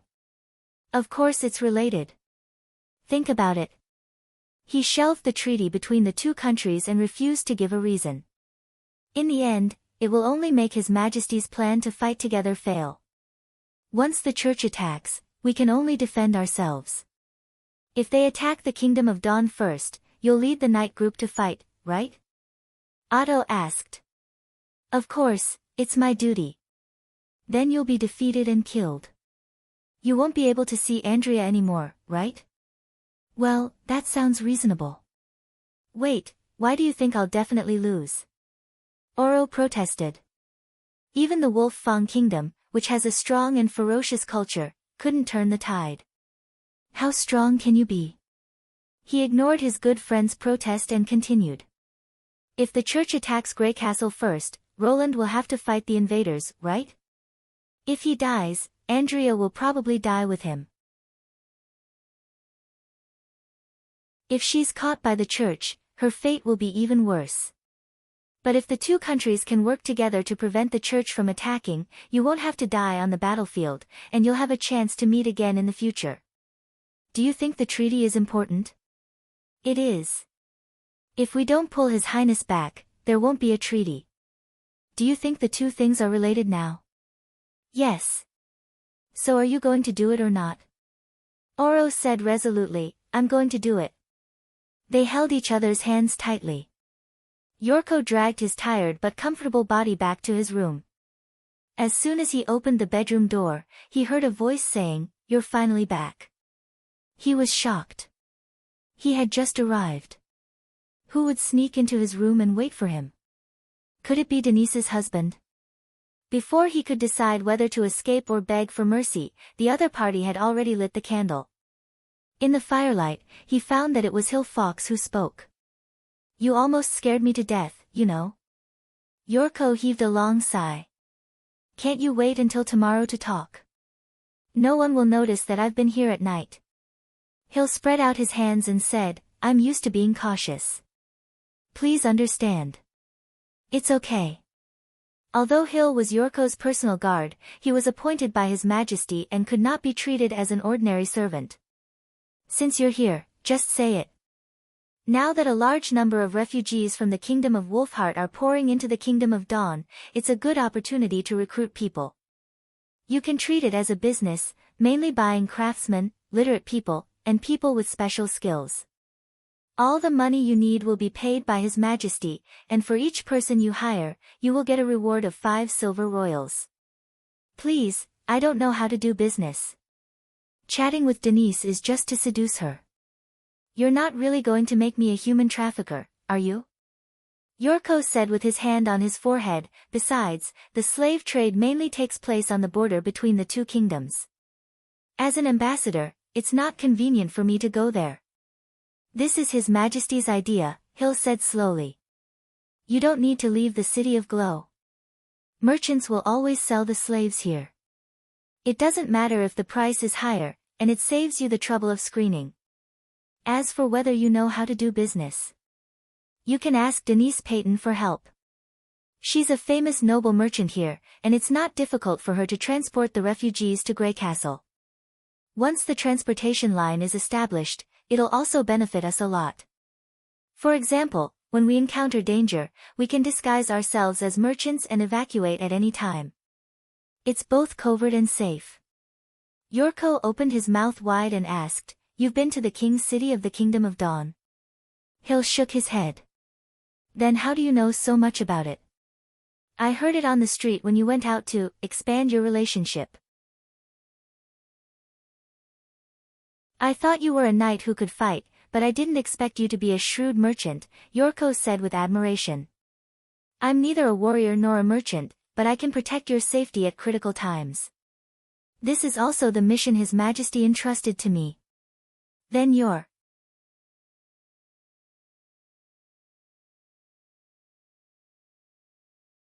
Chapter 569. In the suburb of the western city wall of Neverwinter.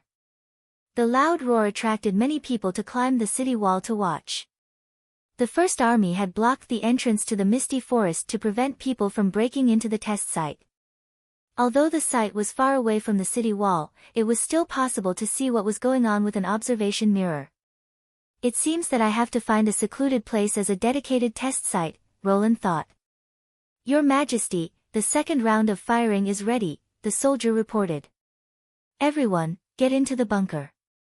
He waved his hand and said, Start the countdown after making sure no one is around. Now that the 152mm howitzer was being tested and the sigil of magic stones was being studied, Roland did not neglect the improvement of firearms and explosives. Now that Timothy had been defeated and the northern region had declared their allegiance, Greycastle was in a good situation, so he had time to make a new round of improvement on the artillery. However, it had to be said that the technical difficulty of the howitzer with a trigger fuse was several levels higher than that of a solid shell. Anna would hand-make 4 artillery shells for testing every day, but none of the artillery shells successfully exploded after 3 consecutive days. Even on the second day of the test, a shell directly exploded as soon as it was fired, causing the new artillery tube used for testing to become crooked. Fortunately, Roland was well prepared and dug several trenches around the test site to prevent accidents, so there were no casualties. As for the soldiers closest to the artillery, their eardrums were broken by Nana in time. "Will this thing really explode when it touches the enemy, as you said?" Agatha stood on tiptoe in the trench and could not help but look around. "I've asked Anna. It's just made of a few pieces of metal. It's not a living thing. How can it distinguish whether the enemy is an enemy or not?" She was the most active witch in the Union in weapon testing. After learning about this, she even temporarily put aside the production of the chemical factory and specially came to see the research progress of the new artillery shells. "It won't explode when it touches the enemy, but when it falls into the enemy's position," Roland corrected her. "This is also a requirement that the howitzer must meet. Without a safety to ensure this, the artillery shell may accidentally fire at any time, which is too dangerous." The trigger safety was the core technology of the new artillery shell and also the focus of the test. In order to avoid collision and accidental falling off, he had painstakingly set up a total of 3 safety measures. First, the fuse was stored and transported separately from the cannonball. Only when it was used would it be installed on the spot. The shape of the fuse was like a cone with a handle, about the size of a fist. Its tail had a screw thread, and when installed, it could be screwed into the notch at the top of the cannonball. It was fast and convenient. Because the shells were loaded with double-base chemical gunpowder, it was difficult to detonate without a detonator, fundamentally ensuring the safety of the logistics work. Next was the inertia safety in the fuse. It was similar to a door lock. Under normal circumstances, it would be held by a stiff spring and unable to move. When the artillery shell was fired, the huge inertia would cause the lock core to recoil, thus engraving the resistance of the spring, opening the latch teeth and removing the second safety. The principle was simple, but it was not easy to put it into practice. The first 2 days were spent on it. If the spring was too hard, the lock core would not be able to recoil enough. If the spring was too soft, it would not be safe enough. Anna could only slowly adjust it according to the test firing situation. After 6 rounds of tests, she finally got a more reliable spring compression data. The last safety was the centrifugal detonator. It was also the most technical thing in the fuse. Simply put, the detonator was embedded in a semicircular iron plate the size of a coin, usually standing in the center of the fuse in a slanted position, fixed by a spring. At this moment, the firing pin, the detonator, and the stimulant were not in a straight line. Even if the artillery shell fell from a high place, the firing pin would not touch the detonator, avoiding the risk of misfire. Only after the second safety latch teeth were out of the lock position could the iron plate be in a state of movement. Due to the effect of the rifling of the barrel, the grenade would spin at a very high speed after leaving the chamber. Under the action of centrifugal force, the slanted detonator would gradually return to normal, similar to a spinning top, and the center of gravity would move closer to the central axis. This process was completed about 200 to 300 meters after leaving the chamber. In this way, even if the muzzle was blocked or there was a tree overhead, the warhead would not explode prematurely. When the detonator was completely returned to normal, it would form a straight line with the firing pin and the stimulant. At this time, once the fuse touched the ground, the firing pin would plunge into the detonator, and then use the stimulant to drive the high-temperature gunpowder into the warhead, tearing the surrounding enemies into pieces. The advantage of the centrifugal safety was that if the artillery shell misfired, the detonator that had lost its centrifugal force would be pushed back to its original position by the spring and become slanted again. This way, the recovery work would be much safer. In addition, if the entire grenade was seized by the enemy or accidentally picked up by the enemy, it could only be used as a solid artillery shell because it could not obtain enough centrifugal force when fired by conventional means. As for dismantling and copying it, it was even more impossible. Ready to fire. Countdown of 5. The observer gave the command. The extension of the fuse rope slowly tightened, and the gunner hiding in the trench retracted the rope bit by bit. Fire!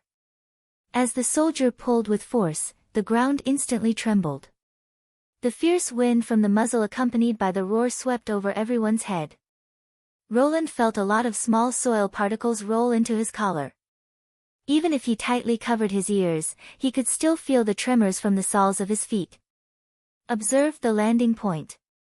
No explosion. I repeat, no explosion. Lightning's voice quickly came from the sigil of listening in Nightingale's hand.